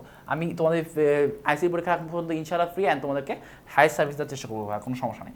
এবার আসি ধরো এই যে এবি থেকে তুমি কীভাবে করবা? তোমার গুণ রাখা যাবে না, তুমি এখানেও ডাবল প্রাইমে আনবা, নিচেরটাকে ভেঙে দিবা, নিচে থেকে আগে ছিল গুণ, সো এখানে কি তোমার যোগ হয়ে যাবে, অ্যান্ড এটাকে তুমি ইজিলি বাস্তবায়ন করতে পারবা। ট্রাই করে দেখো। ওকে, আচ্ছা, তাহলে কি আমাদের তৃতীয় অধ্যায়ের সিকিউ এখানে প্রায় শেষ, কোনো সমস্যা নাই, ইজিলি তোমার পারবা। ওকে, আচ্ছা, এবার আসি তোমার হচ্ছে চতুর্থ অধ্যায়। চতুর্থ অধ্যায়ে তোমার শুরুতেই চতুর্থ অধ্যায়ে তোমার কি কি আসতে পারে? তোমার একটা আসতে পারে টেবিল, একটা আসতে পারে লিস্ট, একটা আসতে পারে তোমার সুপারস্ক্রিপ্ট সাবস্ক্রিপ্ট। সুপারস্ক্রিপ্ট সাবস্ক্রিপ্ট একটা পার্ট হিসেবে আসবে। আসলে তুমি আজকেও দেখবা আমি একটা সিকিউ রাখছি, সুপারস্ক্রিপ্ট আর সাবস্ক্রিপ্ট, এটা তোমার হচ্ছে টেবিলের ভিতরে চলে আসছে। ঠিক আছে, ইমেজ আসে, তোমার হাইপার লিঙ্ক আসে, মোটামুটি তোমার যা আছে। আবার অনেক সময় তোমার হচ্ছে বিভিন্ন যে ফরম্যাটিং ট্যাগ আছে, বোল্ড, ইটালিক, এগুলোও আসে, তাই না? এগুলোও কিন্তু তোমার রেগুলারলি ভালোই আসে। সো এই টপিকগুলোর ভিতরে তুমি এখানে সিকিউটা পাবা শিওর। ওকে, আচ্ছা এবার আসি, তোমার শুধুমাত্র HTML ব্যবহার করে চন্দনা মডেল কলেজের একটি ওয়েবসাইট তৈরি করা হয়। সাইটটির হোম পেজে ict.jpg নামের হচ্ছে 200x300 পিক্সেল আকারের হচ্ছে একটি ছবি আছে। ছবিটির নিচে notice.html নামের নোটিস পেজের একটি লিঙ্ক আছে। ছবির উপরে welcome to Chandana model college লেখাটি নীল রঙে প্রদর্শিত হয়। তোমার হচ্ছে সাইটটিতে ভিজিটরদের মতামত প্রদানের কোনো ব্যবস্থা নাই। ঠিক আছে, আচ্ছা ওয়েব পোর্টাল কি? ওয়েব পোর্টাল হচ্ছে বিভিন্ন এমন ওয়েবসাইট যেখানে বিভিন্ন ধরনের তথ্য সমন্বয় করে রাখা হয়, সম্ভার করে রাখা হয়। ওকে, আচ্ছা হোস্টিং কেন গুরুত্বপূর্ণ? তোমার একটা ওয়েবসাইট, তুমি একটা ওয়েবসাইট বানাইলা, একটা ওয়েবসাইট ডিজাইন করলা, ওটা তোমাকে মানুষকে দেখাইতে হবে না? মানুষকে দেখাইতে হলে ওয়েবসাইটটা পাবলিশ করতে হবে, তোমার একটা হোস্টিংয়ে তোমার বা কোনো একটা সার্ভারে তোমার হচ্ছে ওই ওয়েবসাইটটাকে রাখতে হবে যাতে মানুষ তোমার ওটাকে অ্যাক্সেস করতে পারে।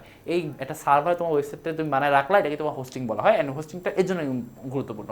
আচ্ছা, উদ্দীপকে উল্লেখিত হোম পেজের জন্য তোমার হচ্ছে HTML কোড লেখো। আচ্ছা চলো হোম পেজটা তাহলে বানাই।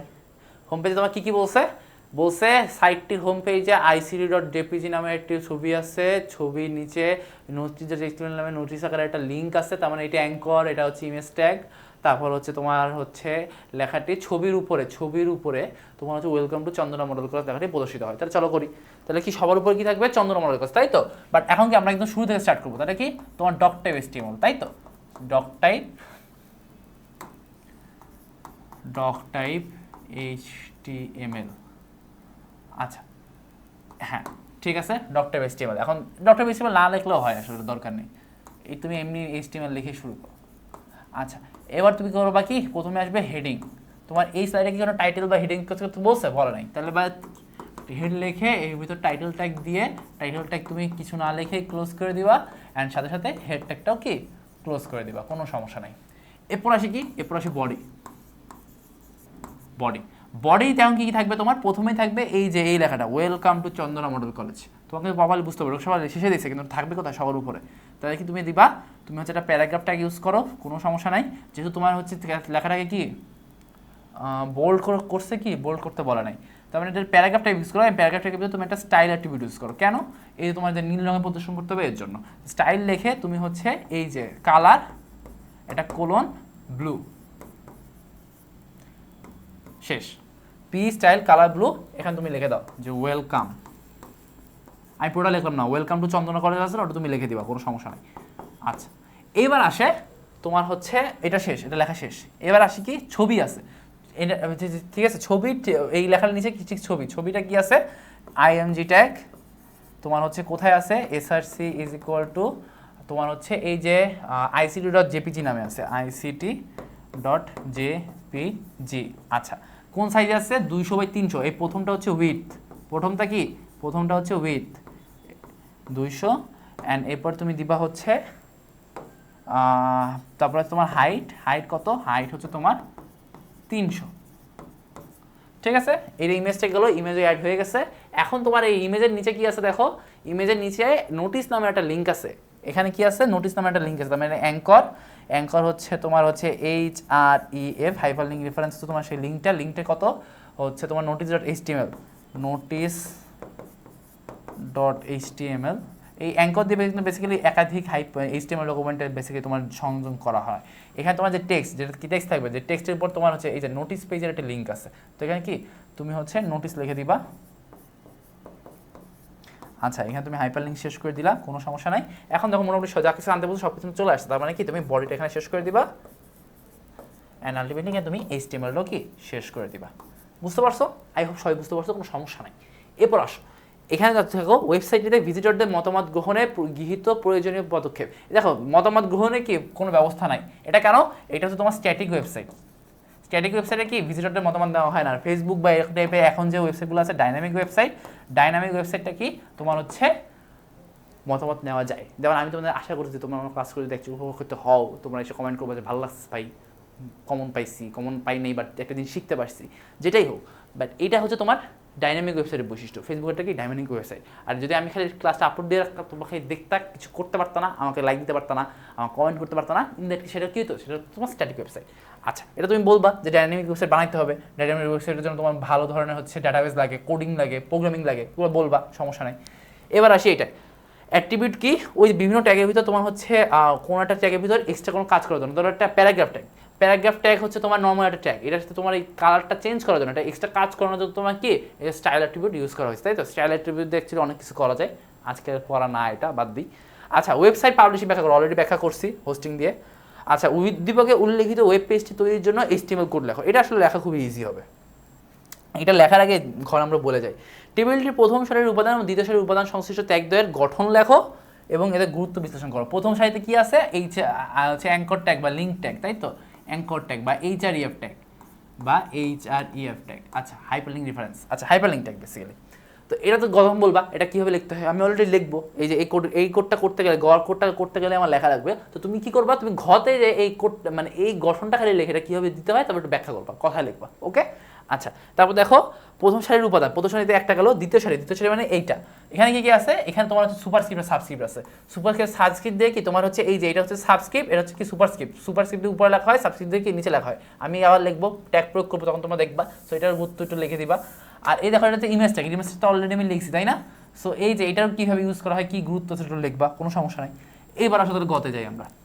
গতে কি বলছে যে হচ্ছে HTML কোড লেখো, চলো লিখি। এখানে একটা কি আছে, টেবিল আছে, ধরো তাহলে কি ওই HTML থেকে স্টার্ট হবে, তারপর তোমার হচ্ছে হেড শুরু হবে, আর তোমার হচ্ছে এর ভিতরে তোমার টাইটেল থাকবে, তোমার টাইটেলটা শেষ হয়ে যাবে, হেডটাও শেষ হবে। আচ্ছা, এরপরে কি আসবে, এরপর তোমার বডি আসবে, বডির ভিতরে তোমার একটা টেবিল থাকবে, টেবিলের ভিতরে তোমার হচ্ছে প্রথমে তোমার হচ্ছে টিআর আসবে, টিআরের একমাত্র ধরো টিডি। এখানে কি হচ্ছে দেখো, এই যে রোটা আছে এখানে কি কল স্প্যান হয়েছে না, সো এখানে কি এই যে দুইটা কলাম মিলে একটা সেল হয়েছে, তার মানে কি এই যে টিডির ভিতরে তোমার হচ্ছে কল স্প্যান দেওয়া লাগবে, call span is equal two 2, এটা গেল। এর ভিতরে তুমি এখন সেইটা দিলা yahoo.com, এটা মোস্ট প্রবলি হাইপারলিঙ্ক আকারে আছে, সো তুমি এটা AHREF is equal two yahoo.com এটা দিয়ে দিলা। অ্যান্ড ধরো এটা টেক্সটও থাকবে তোমার হচ্ছে ইয়াহু, তো তুমি এইটাও দিলা। এখন তুমি অ্যাঙ্কর ট্যাগটা শেষ করলা, অ্যান্ড তুমি ওই টিডিটাও শেষ করে দিলা, যেহেতু টেক্সটের এই সেলের কাজ শেষ। এখন দেখো তাহলে কি ওই রোয়ের কাজও কিন্তু শেষ, তাহলে ওই রোটাও ক্লোজ করে দিলা। এখন কি একটা নতুন রো আসলো, এই রোতে দেখো প্রথমে কি আছে, প্রথমে সুপারস্ক্রিপ্ট সাবস্ক্রিপ্ট আছে, তো তুমি কি দিয়ে দিবা, প্রথমে দিয়ে দিবা যে হচ্ছে সাবস্ক্রিপ্ট, যেহেতু নিচে আছে সাব এ। আচ্ছা, এটা শেষ করি, দেখো নিচে খালি এ আছে, সো এ লিখে তুমি সাবস্ক্রিপ্টটা শেষ করে দিবা। এরপর তোমার নর্মালি কি আছে বি এর উপরে আবার কি আছে সুপারস্ক্রিপ্ট দিয়ে তোমার হচ্ছে কি আছে সি আছে, সো সি সুপারস্ক্রিপ্ট শেষ, অ্যান্ড আলটিমেটলি তোমার কি ওই হচ্ছে ওই টিডিটা শেষ, ওই টেবিলের ডাটাটা শেষ। এখানে আমরা মিস্টেক করছি, এখানে একটা টিডি আসবে। আচ্ছা, এখন এই রোতে দেখো, এই রোতে কিন্তু খালি একটা না দুইটা আছে, সো এই পরেরটাই আসবে, পরেরটা কি তোমার আরেকটা টিডিতে আসবে, সেটাতে কি আছে, একটা ইমেজ ট্যাগ আছে, তাহলে ইমেজ SRC রোজ ডট জেপিজি এই আকারে আছে। কোনো কি সাইজ টেজ দেওয়া আছে, সাইজ দেওয়া নেই, তার মানে আমি এখন সাইজ লেখার দরকার নেই। এটা তুমি জাস্ট এইটুকু লিখে তুমি এই সেলটাকেও শেষ করে দিলা, অ্যান্ড আলটিমেটলি এটার মাধ্যমে এই রোটাও কি শেষ হয়ে গেল। আচ্ছা, এরপরে কি আছে, এই যে লাস্ট রো। আচ্ছা, এখানে একটা কথা আছে, আমি এখানে ভুল করছি, কি ভুল করছি বলো তো? এই যে রোজ আছে, এই যে ইমেজ আছে, এটা কি দুইটা কলাম ধরে আসে না, বা দুইটা রো ধরে আসে না, সরি দুইটা কলাম না, দুইটা রো ধরে আসে না। এখন তোমার কি করা লাগবে, তোমার এখন হচ্ছে এখানে রো স্প্যান করা লাগবে, তাই তো? সো এখানে একটা ভুল করছি, তাহলে এখানে কি করা লাগবে, এই যে এখানটায় তোমার হচ্ছে টিডি রো স্প্যান 2, ঠিক আছে? আচ্ছা, এটা গেল। এবার আসি নতুন লাস্টের যে হচ্ছে তোমার বক্স, এটাই লাস্টের যে রো, এখানে তোমার জাস্ট একবার বসালেই হবে, তোমার হচ্ছে টিআর টিডি, তাহলে এইচ প্রথমে হচ্ছে সাবস্ক্রিপ্ট 2, তাহলে সাবস্ক্রিপ্ট শেষ। এবার তোমার কি আছে SO4, তার মানে SO আবার হচ্ছে একটা সাবস্ক্রিপ্ট 4, অ্যান্ড এটা করে তোমার টেবিল ডাটা শেষ, তোমার এই রোটাও শেষ, এই টেবিলটাও শেষ, বডিও শেষ, অ্যান্ড আলটিমেটলি HTML ট্যাগটাও শেষ। এই সব পুরো কোড কিন্তু HTML ট্যাগের ভিতর থাকবে, বুঝতে পারছো? করা কিন্তু খুব বেশিক্ষণ লাগে না, আমার 2 মিনিট লাগছে বা 3 মিনিট লাগছে। আমি তোমাদেরকে বুঝাইছি, আমি নিজে দেখা করলে আরও তাড়াতাড়ি করতে পারতাম। সো তোমাদের কি এটা করতে অত টাইম লাগবে না, টাইম নিয়ে তো বদার হয় না, তুমি এক একটা সিকিউর জন্য মোরাললেস 20 মিনিট পাবা, সো এটা নিয়ে তো সমস্যা নাই। ওকে, আচ্ছা এবার আসি তোমার হচ্ছে হ্যাঁ চতুর্থ লাস্ট যে সিকিউ আছে এটাই, যে হাইপার লিঙ্ক কি। হাইপার লিঙ্ক হচ্ছে তোমার দুইটা HTML সংযোগ যে হচ্ছে ট্যাগের মাধ্যমে ঘটানো হয়, তাই তো। আচ্ছা এবার আসে যে ওয়েবসাইট পাবলিশিংয়ের জন্য হোস্টিং গুরুত্বপূর্ণ কেন। দেখছো এই কথাটা কিন্তু ইম্পর্টেন্ট, এই জিনিস অনেকেই চতুর্থ যারা পড়ে তারা স্কিপ করে, খালি HTML পড়ে যায়, খালি HTML কোডিং পড়ে, কিন্তু প্রথম দিকে কিছু জানে না। কিন্তু এখান দিয়ে কিন্তু দেখলা তুমি 3টা সিকিউ দেখলাম বোর্ডে, 3টাতে কিন্তু এই জিনিসই আসতে ঘুরে ফিরে, তাই তো। আচ্ছা দৃশ্যকল্প 1-এর জন্য HTML কোডিং দেখাও, একটা কি। আচ্ছা আর দৃশ্যকল্প 2 ব্যবহার করে দৃশ্যকল্প 3 বাস্তবায়ন করে দেখাও। তোমাদেরকে আমি অলরেডি একটা টেবিল করে দেখালাম না, এই দেখো এটা সেম একটা টেবিল টেক, এখানে একটা টেবিল টেকের একটা গঠন দিয়ে দিছে, এই গঠনটা ইউজ করে তোমার এই টেবিলটা বানাইতে বলছে। এখানে কি হয়েছে, এখানে একটা রোজ প্যান হয়েছে, এখানে 3টা রোজ প্যান ইজ ইকুয়াল টু 3, আর এই সেলটার জন্য তোমার রোজ প্যান ইজ ইকুয়াল টু 3, এখানে কোনো কল স্প্যান নাই। সো তুমি জাস্ট কি করবা, এখানে হচ্ছে তুমি এই ট্যাগগুলো ইউজ করে তুমি এই টেবিলটা করে ফেলবা, কোনো সমস্যা নেই। ওকে, তোমাদেরকে আমি লিস্ট দেখাই নাই, সো আমি লিস্টটা দেখাবো দৃশ্যকল্প 1-এ যেটা আছে।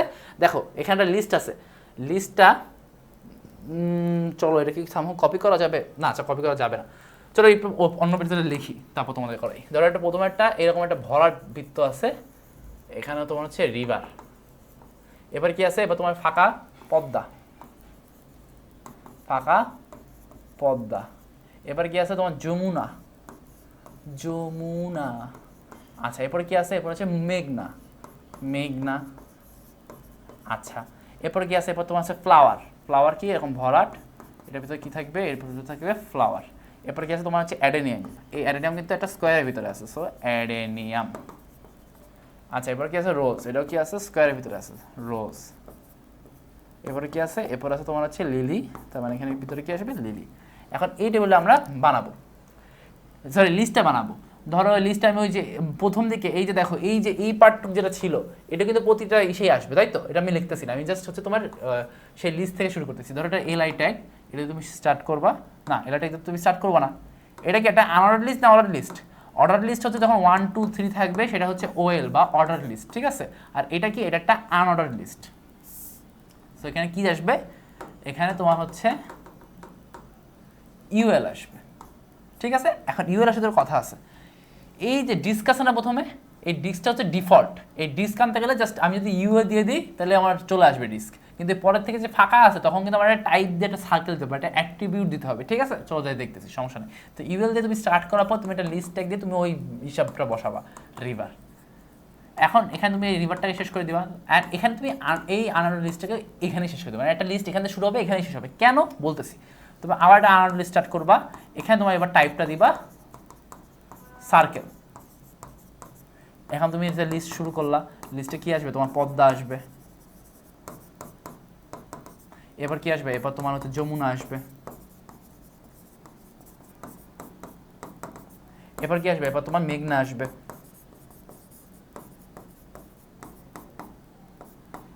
এরপর কি আসবে, এবার তোমার হচ্ছে এই দেখো ফ্লাওয়ার এসে কিন্তু আবার সেই ভরাট, তার মানে কি এই লিস্টটা আবার এখানে শেষ করে দিতে হবে। তারপরে আমার আরেকটা লিস্ট তৈরি করতে হবে, সেখানে কি আবার যেহেতু ভরাট, সো কিছু না লিখলেও হবে। সো তোমার এখানে তুমি হচ্ছে লিস্টটা স্টার্ট করলা, কি দিবা, ফ্লাওয়ার দিবা, অ্যান্ড এখানে কি ওই লিস্টটা আবার শেষ করে দিবা, কারণ দেখো পরের থেকে আবার হচ্ছে স্কোয়ার, সো তোমাকে আবার টাইপটা চেঞ্জ করতে হবে। এখানে আবার একটা আনঅর্ডার লিস্ট দিবা, টাইপ দিবা স্কোয়ার, অ্যান্ড এখানে তুমি লিস্ট দিয়ে এবার স্টার্ট করবা, কি আসবে, অ্যাডেনিয়াম আসবে, এরপর কি আসবে, এরপর আসবে তোমার রোজ আসবে, এবার কি আসবে, এরপর তোমার হচ্ছে লিলি আসবে, যেহেতু প্রত্যেকটা স্কোয়ার ছিল সো এর ভিতরে চলে আসবে। এবার তুমি আনঅর্ডার লিস্টটা শেষ করে দিবা। এখন আমি কেন 3বারে করলাম, কারণ দেখো 3টে টাইপের ছিল, এটা ছিল ডিস্ক, সো কিছু লেখা লাগে না, এটা ছিল তোমার হচ্ছে সার্কেল, সো কিছু তোমার হচ্ছে লেখা লাগছে, সার্কেল টাইপ সার্কেল লেখা লাগছে, এটা ছিল কি আবার হচ্ছে ডিস্ক, সো কিছু লেখা লাগে না, এখানে হচ্ছে স্কোয়ার, সো এখানে কি টাইপ স্কোয়ার লেখা লাগছে। এখন তোমরা কথা বলবা যে ভাই শেষ কেন করলে, শেষ না করেও তো লিখতে পারতেন। শেষ না করে করলে তোমার এগুলোকে একটু ভিতরে ঢুকে যেত। ধরো তোমাদের কি একটু দেখাই, যদি আমি শেষ না করে করতাম, শেষ না করে করলে যেটা হইতো যে এই যে রিভারের পর যে তোমার হচ্ছে পদ্মা ছিল না, পদ্মা চলে আসতো এইখানে, পদ্মা, তার ভিতরে আসতো যমুনা, তার ভিতরে আসতো মেঘনা। ধরো আবার যদি আবার শেষ না করতাম তাহলে এইটার ভিতরে চলে আসতো ফ্লাওয়ার। বুঝতে পারছো, মানে একটার ভিতরে একটা চলে আসতো। কিন্তু আমাদের যে কোশ্চেন দেওয়া আছে, কোশ্চেনে কি ওরকম আকারে দেওয়া আছে, কোশ্চেনে সব এক লাইন বরাবর দেওয়া আছে। এই জন্য তুমি একটা লিস্ট শুরু করবা, শেষ করে দিবা, আবার একটা করবা। বুঝতে পারছো, খুব ইজি, বুঝতে পারছো। এবার আসি তোর পঞ্চম অধ্যায়। পঞ্চম অধ্যায় কি সবাই ভয় পাচ্ছ তাই তো? পঞ্চম অধ্যায় সবাই স্কিপ করবা, যারা পড়ো নাই স্কিপ কর, সমস্যা নেই। তোমার অন্য জায়গা থেকে এমন করে প্রিপারেশন নাও যে তুমি অন্য জায়গায় আনসার করতে পারো। যারা পড়ছো একটু ভালো মতো ফ্লো চার্টে দেখো, অ্যালগোরিদম দেখো, কিছু হচ্ছে লুপের প্রবলেম দেখো, লুপের যে সিরিজের প্রবলেমগুলো থেকে একটা আসবেই, লিপ ইয়ার দেখো, এরকম কিছু নর্মাল জিনিসপাতি দেখলে তুমি দেখবে কমন আসতেছে। ঠিক আছে, কমন টুকটাক আসবে, হয়তো বা একটা নাও আসতে পারে যদি প্রশ্ন কঠিন করে, বাট আরেকটা আসবে ফর শিওর। ওকে, চলো শুরু করা যাক। প্রথমে যে সিকিউটা আছে, এটা আছে যে সংরক্ষিত শব্দ কি? সংরক্ষিত শব্দ হচ্ছে সি প্রোগ্রামিংয়ে এমন কিছু শব্দ যেগুলো কি তোমার নির্দিষ্ট কোনো কাজ বোঝায় শব্দ দিয়ে, সো কি আমরা ওই শব্দগুলো ইউজ করতে পারি না। আচ্ছা, এবার আছে যে কে প্লাস প্লাস ও প্লাস প্লাস কে ব্যাখ্যা করো। কে প্লাস প্লাস হচ্ছে পোস্ট ইনক্রিমেন্ট, পোস্ট ইনক্রিমেন্ট। আর প্লাস প্লাস কে কি? প্লাস প্লাস কে হচ্ছে প্রি ইনক্রিমেন্ট। এটা মানে অনেক জায়গাতে অনেক কিছুতে বুঝাইছি, চলো আবার বুঝাই। তোমার হচ্ছে ধরো লেটস সে একটা ভ্যারিয়েবল আই, আয়ের ভিতর মান আছে হচ্ছে 8। এখন আমি আরেকটা ভ্যারিয়েবল এর ভিতরে আই প্লাস প্লাস করে রাখলাম। এখন আমি পরে জানতে চাইলাম যে এখন এর ভিতর মান আছে কত। তুমি আমাকে বললা যে ভাই আয়ের ভিতর মান ছিল 8, আই মানে 1 বাড়াইছি, তাহলে এর ভিতরে আছে 9। আমি বলবো এটা মিথ্যা কথা, এর ভিতরে আছে 8, অ্যান্ড আমারটাই সত্যি। কেন? আমি বলি, এই যে প্লাস প্লাস, এই যে পরে যে প্লাস আছে না, এই পরে প্লাস মানে হচ্ছে যে কাজটা তুমি একটা করতে চাচ্ছ, ধরো এই যে ইকুয়াল যে সাইনটা, তুমি এর ভিতরে এই মানটা রাখবা, এটা তোমার আগে কাজটা হবে, তারপর তোমার আয়ের মান বাড়বে। মানে কি পোস্ট ইনক্রিমেন্ট মানে কি পরে বাড়া। তো আমার যে কাজটা করতে হবে সেটা আগে করে তারপরে বাড়বে, তাই তো? সো এখানে তোমার কি হবে, আয়ের মান বাড়বে 9 হবে, কিন্তু এটার ভিতর এই এর ভিতর সে আগের মানটাই থাকবে। তাহলে এর মানটা কি হবে 8, আয়ের মান হবে 9। এটা কিন্তু এমসিকিউতে আসবে, এটা কিন্তু একদম এমসিকিউর জন্য একটা হট টপিক। আচ্ছা, এরপর আসে তোমার হচ্ছে আই সমান সমান হচ্ছে 8, এর ভিতর তুমি হচ্ছে প্লাস প্লাস আই করে রাখলা। এখন তোমাকে আমি জিজ্ঞেস করলাম এর ভিতর কত আছে। এখন যেটা হবে, এই যে 8 আছে এটা আগে বাড়বে, আগে বেরের মানটা কত হবে, আয়ের মান হবে 9, অ্যান্ড এই 9 মানটা তোমার এখানে যাবে, যেহেতু এটা কি আগে প্লাস আছে, তার মানে কি প্রি ইনক্রিমেন্ট। প্রি ইনক্রিমেন্ট মানে কি আগে বাড়ে তারপর একটা কাজ হয়। বুঝতে পারছো? তাহলে এখানে এর ভিতর কি আছে, এর ভিতর আছে 9। আই হোপ সবাই বুঝতে পারছো, আই আসলে লিখতে পারবা। আচ্ছা, এবার আসে যে উদ্দীপকের প্রোগ্রামটির জন্য একটি প্রবাহ চিত্র অঙ্কন করো। তোমাকে প্রোগ্রাম দিয়ে দিছে, প্রবাহ চিত্র অঙ্কন করবা, পারবা না? চলো আমরা করি, সমস্যা নেই। ধরো আমরা এই প্রোগ্রামটা দেখে দেখে করবো, তোমার দেখে দেখে জাস্ট তোমার তুলতে হবে, আর কিছু না। তুমি কি, আমরা কি জানি এটা প্রোগ্রাম নর্মালি করতে গেলে কি করতে হয়, স্টার্ট করতে হয়। আচ্ছা, স্টার্ট। এবার কি করতে, তোমার ইনপুট নিতে হয়। এখানে কি কিছু ইনপুট নিছে? কোনো কিছু ইনপুট নেয় নাই, তার মানে ইনপুট নেওয়া লাগবে না। তার মানে ক্যালকুলেশন করতে হবে। দেখো এ এস, আচ্ছা এই যে এ আছে, এই কি এ ইনপুট নেয় নাই, এর মান কোত্থেকে পাইলো? আচ্ছা এ যদি, আচ্ছা এ এখানে ইনপুট নিছে, এখানে প্রশ্নে আসে নাই, তার মানে তোমার কি এখানে এর মানটা, ওই যে একটা যে ইউজারের মান ইনপুট নিতে হয় না, যে এর মানে কত পর্যন্ত লুপটা চলবে ওই পর্যন্ত, তাহলে ইনপুট এ।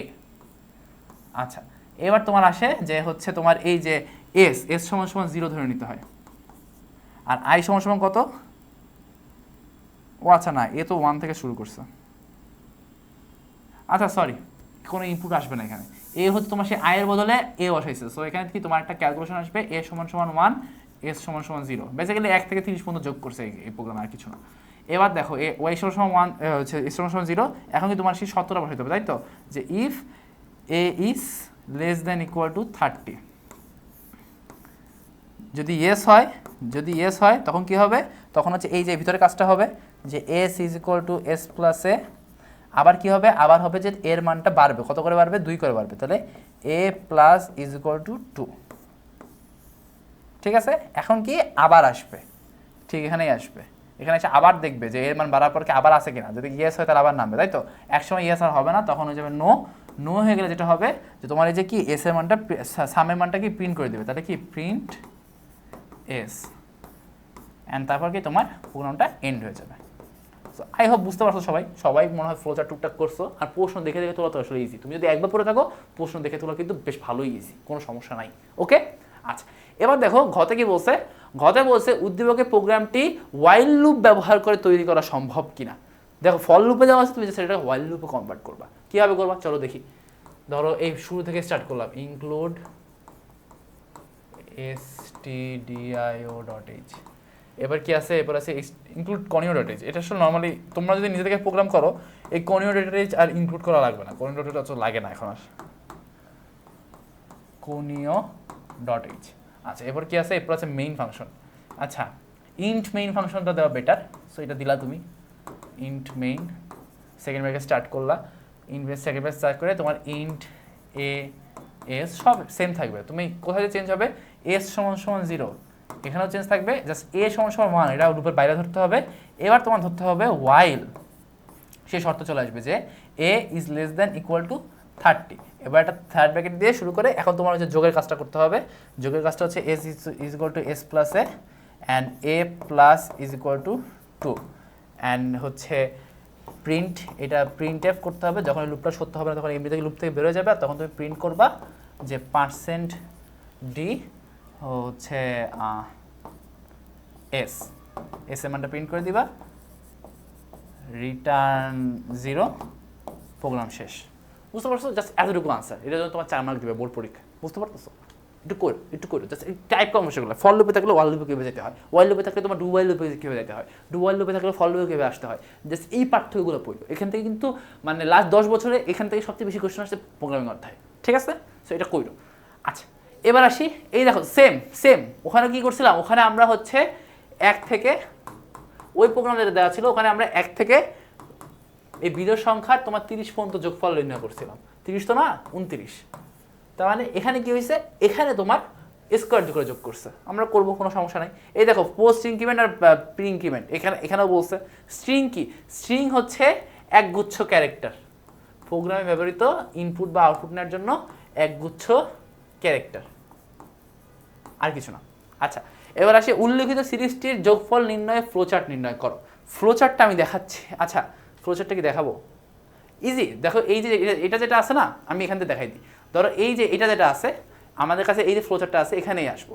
আমাদের এখানে এ, ধরো এর মান যেটা আছে, এ মানে হচ্ছে যে কত থেকে স্টার্ট হচ্ছে, 2 থেকে স্টার্ট হচ্ছে। ধরো তো এখানে আমরা দিয়ে দেবো, এটা আমরা দিব কত, এটা আমরা দিব তোমার 2। আচ্ছা এবার দেখো তোমার আসবে হচ্ছে 5, তাহলে কত করে বাড়তেছে, 3 করে বাড়তেছে। তাহলে এর মান কত করে বাড়তেছে, এর মান এখানে তোমার বাড়তেছে 3 করে। আচ্ছা এবার দেখে আসে তোমার হচ্ছে এই যে প্রতিটা কি স্কোয়ার আকারে যুক্ত হচ্ছে, তাই তো?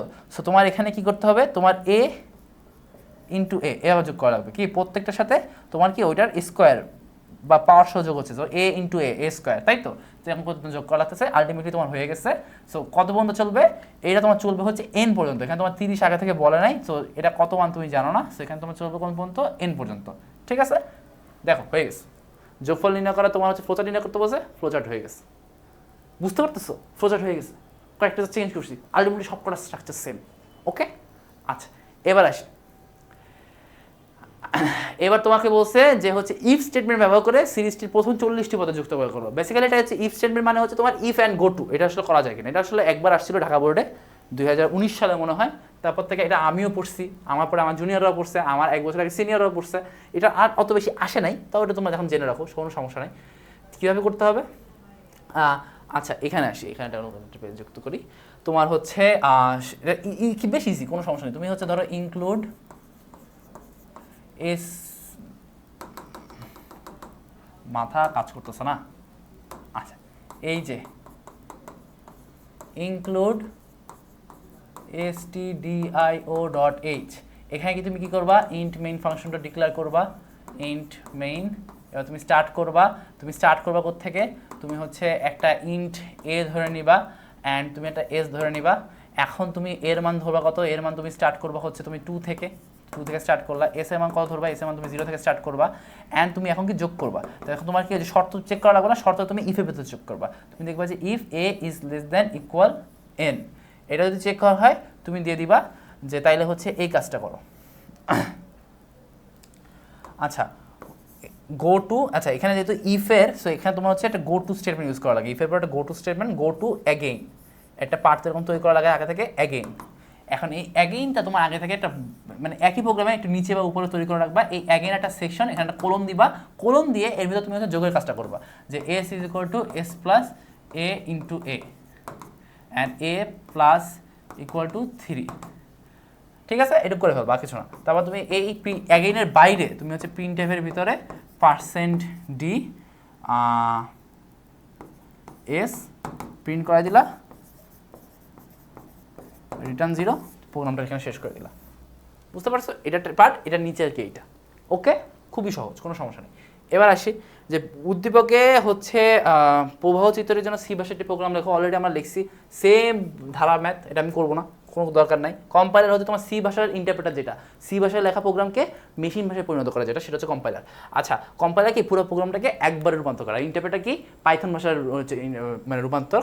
সেই পাইথন ইন্টারপ্রেটার কি করে, ইন্টারপ্রেটার লাইন বাই লাইন হচ্ছে তোমার মেশিন কোডে রূপান্তর করে।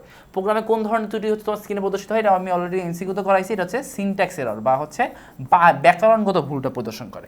দৃশ্যকল্প একে পি এর মান 5 এবং কিউ এর মান 6 হলে প্রোগ্রামটি ভালো করে ব্যাখ্যা করো। আমি বলি, এই দেখো এখানে কি দিছে, এখানে দিছে যে ধরো তোমার এরকম করে ধরা দিছে যে টি পি, এটা আসলে কোনো মানে প্রোগ্রামিং না, এটা জাস্ট তোমার একটা লজিকটা বুঝতে পার, কিচ্ছু না।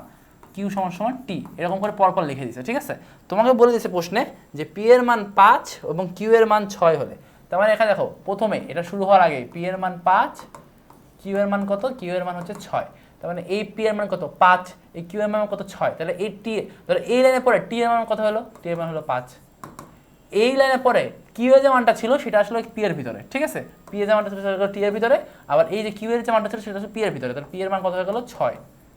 এই লাস্টে দেখো টি এর ভিতরে যে মানটা ছিল সেটা আবার চলে আসলো কিউ এর ভিতরে, তাহলে কিউ এর ভিতরে কত চলে আসলো, কিউ এর ভিতরে চলে আসলো টি এর যে মানটা ছিল, টি এর কত ছিল 5, তার মানে কি 5। জাস্ট এটা কিছুই না, এটা তোমাদেরকে প্রোগ্রামে তোমরা লজিকটা বুঝো কিনা। সি প্রোগ্রামে কিন্তু লাইন বাই লাইন, যে লাইনটা আগে সেটা আগে কার্যকর হবে, যে লাইনটা পরে সেটা পরে কার্যকর হবে। সো এটাই যে বোঝানোর চেষ্টা করছে, আর কিছু না। সো এটা একটু ঠান্ডা মধ্যে দেখো, এটা বেশ সহজ সিকিউ, এরকম মানে ঠিক খাটাবে না পরীক্ষায়, এরকম সহজ সহজ ঠিকই খাটাবে। তুমি অ্যাকচুয়ালি পড়লে তুমি ইজিলি পারবা, তুমি না পড়লে তুমি জীবনও পারবা না। ওকে, আচ্ছা এবার যদি আসি যে 17 নম্বর সিকিউরিটিতে আমরা যদি আসি, এবার এখানে তোমার দিয়ে দিচ্ছি কি কিওয়ার্ড। কিওয়ার্ড অলরেডি বলছি, কিওয়ার্ড হচ্ছে কি তোমার ওই যে কিছু শব্দ যেগুলো হচ্ছে তোমার সি প্রোগ্রামে বিভিন্ন রিজার্ভ কাজের জন্য, মানে স্পেশাল কাজের জন্য তোমার রিজার্ভ আছে সেগুলো। আচ্ছা, সি ভাষা কেস সেন্সিটিভ। কেস সেন্সিটিভ কেন? তোমার সি ভাষায় তুমি যেটা ভেরিয়েবল নেম দাও যে অ্যাপেল, আর তুমি পরে যদি ছোটো হাতের এ দিয়ে ডাকো আলটিমেটলি হবে না। কারণ কি তোমার বড় হাতটা বড় হাত আলাদা, ছোটো হাত থেকে ছোটো হাত আলাদা। তো সি ভাষা কি তোমার বড় হাত আর ছোটো হাতকে, বড় হাত আর ছোটো হাতকে কি আলাদা আলাদাভাবে আইডেন্টিফাই করে। ওকে, এই জন্য সি ভাষা কি কেস সেন্সিটিভ। তুমি প্রিন্ট এফ যে লেখি ছোটো হাতে পি দিয়ে, এটা তুমি হঠাৎ করে বড় হাতে পি দিয়ে লেখো তাহলে কিন্তু আলটিমেটলি হবে না। ওকে, আচ্ছা উদ্দীপকে অ্যালগরিদমের জন্য প্রবাহ চিত্র অঙ্কন করো, এটাও খুব সহজ। আচ্ছা প্রবাহ চিত্র অঙ্কন করে দিব, প্রোগ্রাম আমি লিখে দিব না, প্রোগ্রাম অলরেডি করাইছি তোমরা করবা, কিন্তু অ্যালগরিদম থেকে কীভাবে প্রবাহ চিত্র অঙ্কন করতে হয় এটা তোমাদের দেখাবো। ধরো এই যে শুরুটা তুমি ইজিলি করবা, স্টার্ট, খুবই ইজি, কোনো সমস্যা নেই, স্টার্ট। এরপর কি আছে ওয়াইয়ের মান গ্রহণ, তার মানে কি তুমি ওয়াইয়ের মানটা গ্রহণ করবে, তার মানে কি ইনপুট ওয়াই, ইনপুট ওয়াই।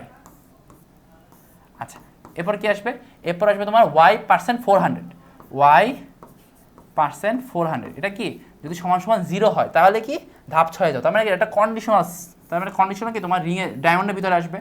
এখন কি দুইটা বার থাকবে, একটা থাকবে ইয়েস, একটা থাকবে নো। আচ্ছা চলো আমরা কোনটা যাব, যদি হয় আসলে যদি হয় তবে কি ধাপ 6 যাও অধিবর্ষ, তার মানে কি যদি ইয়েস হয় তাহলে তুমি প্রিন্ট করবা প্রিন্ট লিপ ইয়ার। এটা বেসিক্যালি অধিবর্ষ প্রোগ্রামের, এটা তোমরা সবাই করছো, এটা যদি কেউ এখন না করে থাকো তাহলে তার আসলে প্রোগ্রামিং থেকে ক্যান্সেল করার দরকার নেই, বাদ দাও। আচ্ছা এবার আসে যে হচ্ছে তোমার এই যে ধরো এইটুকু আমি করছি, এবার আসি তোমার হচ্ছে যদি এটা সত্য না হয় তখন কোথায় যাব, তখন আমরা ধাপ 4-এ আসবো। তাহলে কি আসবো যে এখানে আর একটা শর্ত দিয়েছে যে ওয়াই পার্সেন্ট 100, মানে ওয়াই কি 100 দিয়ে নিঃশেষে বিভাজ্য কিনা, আচ্ছা নিঃশেষে অবিভাজ্য কিনা, অ্যান্ড সাথে তোমার হচ্ছে 4 দিয়ে নিঃশেষে বিভাজ্য কিনা। এটা যদি সত্য হয় তুমি অ্যাগেইন এই যে কানেক্টর দিয়ে কানেক্ট করে দিলাম প্রিন্ট লিপিয়ার, যদি মিথ্যা হয় তাহলে প্রিন্ট নট লিপিয়ার। ঠিক আছে, এরকম করে তুমি ইজিলি করে ফেললা। এখন লাস্টে এই দুটোকে কি যোগ করে দাও একটা গোল কানেক্টর দিয়ে, অ্যান্ড আলটিমেটলি তুমি এখানে এসে এন্ড করে দাও, খুবই ইজি।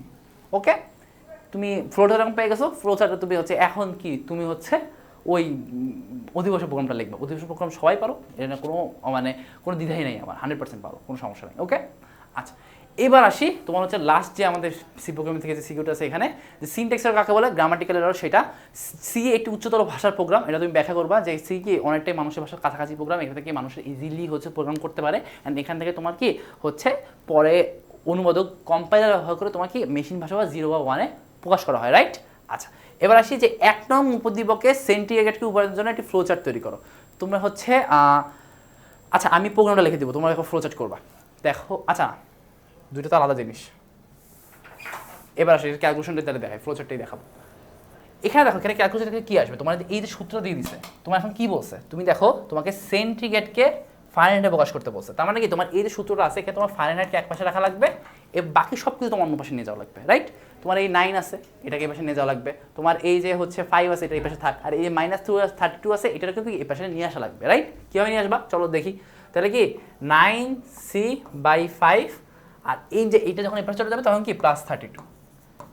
ঠিক আছে, সমীকরণ জাস্ট সমীকরণ সমাধান, আর কিছু না।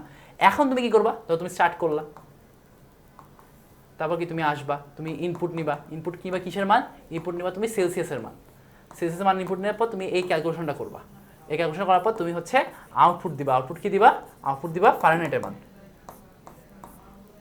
তারপর কি তুমি করবা, তারপর তুমি এই এটাকে এন্ড করে দিবা। ঠিক আছে, খুবই সিম্পল, খুবই ইজি। আচ্ছা, আর এই যে সি ভাষা প্রোগ্রাম লেখো উদ্দীপকের সমস্যা সমাধানের জন্য, এটা হচ্ছে সেই ধারা। তুমি ওখানে যা করছিলাম, ওখানে কি করছিলাম, এ দিয়ে শুরু করছিলাম, তাহলে এখানে আই সমান হবে 1, এস সমান হবে 0, আই এক এক করে বাড়বে, আই প্লাস প্লাস, আর এস এর ভিতর তোমার হবে কি, এস এর ভিতর হবে, আচ্ছা এসটা ভালো মতো লিখে দিই, আর এস এর ভিতর তোমার হবে S is equal to S plus I into I 3বার গুণ। আর তুমি যদি চাও তো তুমি পাওয়ার ফাংশন ইউজ করতে পারো, পাও i3। বাট আমার মতো পাওয়ার ফাংশন ইউজ করার দরকার নেই, তোমার তাহলে একটা এক্সট্রা হেডার ফাইল ইউজ করা লাগবে, তুমি হচ্ছে 3বার গুণ করে দেবা, তাহলে ইজি। ঠিক আছে, আচ্ছা এবার আছে ষষ্ঠ তোমার কি সিকিউ আসার চান্স কম, রাইট? দুইটা অ্যাটলিস্ট আসতে পারে, অথবা একটা অ্যাটলিস্ট আসবে, তোমার আরেকটা হয়তো মিসড আসবে। সো কীরকম সিকিউ তুমি এক্সপেক্ট করতে পারো আমি দেখানোর চেষ্টা করতেছি। সাইফার টেক্সট কি, তোমার এনক্রিপশনে কিছু একটা ক থাকবে বা গ থাকতে পারে। সাইফার টেক্সট হচ্ছে তোমার ডেটা এনক্রিপশন, ডেটা নিরাপত্তা রাখার জন্য ডেটাকে একটা নিয়মে যে তোমার চেঞ্জটা করা হয়, এটাকে তোমার হচ্ছে মানে ওই চেঞ্জটা করে তোমার যাতে রূপান্তর করা হয় সেটাকে তোমার সাইফার টেক্সট বলে। তোমার চেঞ্জের আগে যেটা থাকে সেটাকে প্লেন টেক্সট বলে, আর যে নিয়মে তোমার চেঞ্জটা করা হয় সেটাকে তোমার অ্যালগরিদম বলে। ওকে, আচ্ছা এবার আসছে query command select roll name for students, এটা ব্যাখ্যা করো। এটা মানে হচ্ছে একটা টেবিল, সেই টেবিলে তোমার ধরো রোল আছে, ধরো নেম আছে, আর হচ্ছে তোমার আরও ধরো অনেক ইনফরমেশন থাকতে পারে, ডট ডট ডট ডট থাকতে পারে, কোনো সমস্যা, আমরা জানি না কয়টা আছে। এই টেবিলের নাম হচ্ছে স্টুডেন্টস। তো তোমার এই যে এই বেসিক্যালি সিলেক্ট মানে হচ্ছে দেখা, কোনো একটা ফিল্ডকে তুমি দেখবা, কোনো একটা কলামকে তুমি দেখবা। সো তুমি এই যে স্টুডেন্টস ফ্রম স্টুডেন্টস মানে স্টুডেন্টস টেবিল থেকে তুমি রোল আর নেম কলামটা দেখতে চাও, এটার জন্য তোমার হচ্ছে এই কোয়েরি কমান্ড। ওকে, আচ্ছা সবাই একই ভালো মতো বুঝছো। এবার আসি টিচার্স টেবিলের ফিল্ডগুলো ডেটা টাইপ ব্যাখ্যা করো। ডেটা টাইপ এটার কি, এটা হচ্ছে নিউমেরিক্যাল ডেটা টাইপ। এটা কি নিউমেরিক্যাল অর ইন্টেজার, মানে কি নাম্বার টাইপে, তাই তো, পূর্ণ সংখ্যা, এটা ব্যাখ্যা করবা। আচ্ছা এই যে টি নেম, এটা কি, এটা টেক্সট ডেটা টাইপ, তার মানে কি এটা কি তোমার খালি মানে লেখা, তাই তো, মানে ওয়ার্ড। সো এটা তুমি ব্যাখ্যা করবা যে ক্যারেক্টার, এটা ব্যাখ্যা করবা। অ্যান্ড সাবজেক্ট, এটা কি টেক্সট ডেটা টাইপ, সো এটা ব্যাখ্যা করবা। এরকম তুমি প্রত্যেকটা কি ডাটা টাইপ এটা মেনশন করে তুমি হালকা একটু ব্যাখ্যা করবা, হালকা একটু লিখবা, 2-3 লাইন করে লিখবা, আর কিছু না। আচ্ছা এবার আসি যে উদ্দীপকের টেবিল দেওয়ার ভিতরে কোন ধরনের রিলেশন স্থাপন করা সম্ভব, এটা আমি বলে দিই। ধরো আচ্ছা এই স্লাইডটাকে কপি করি, ধরো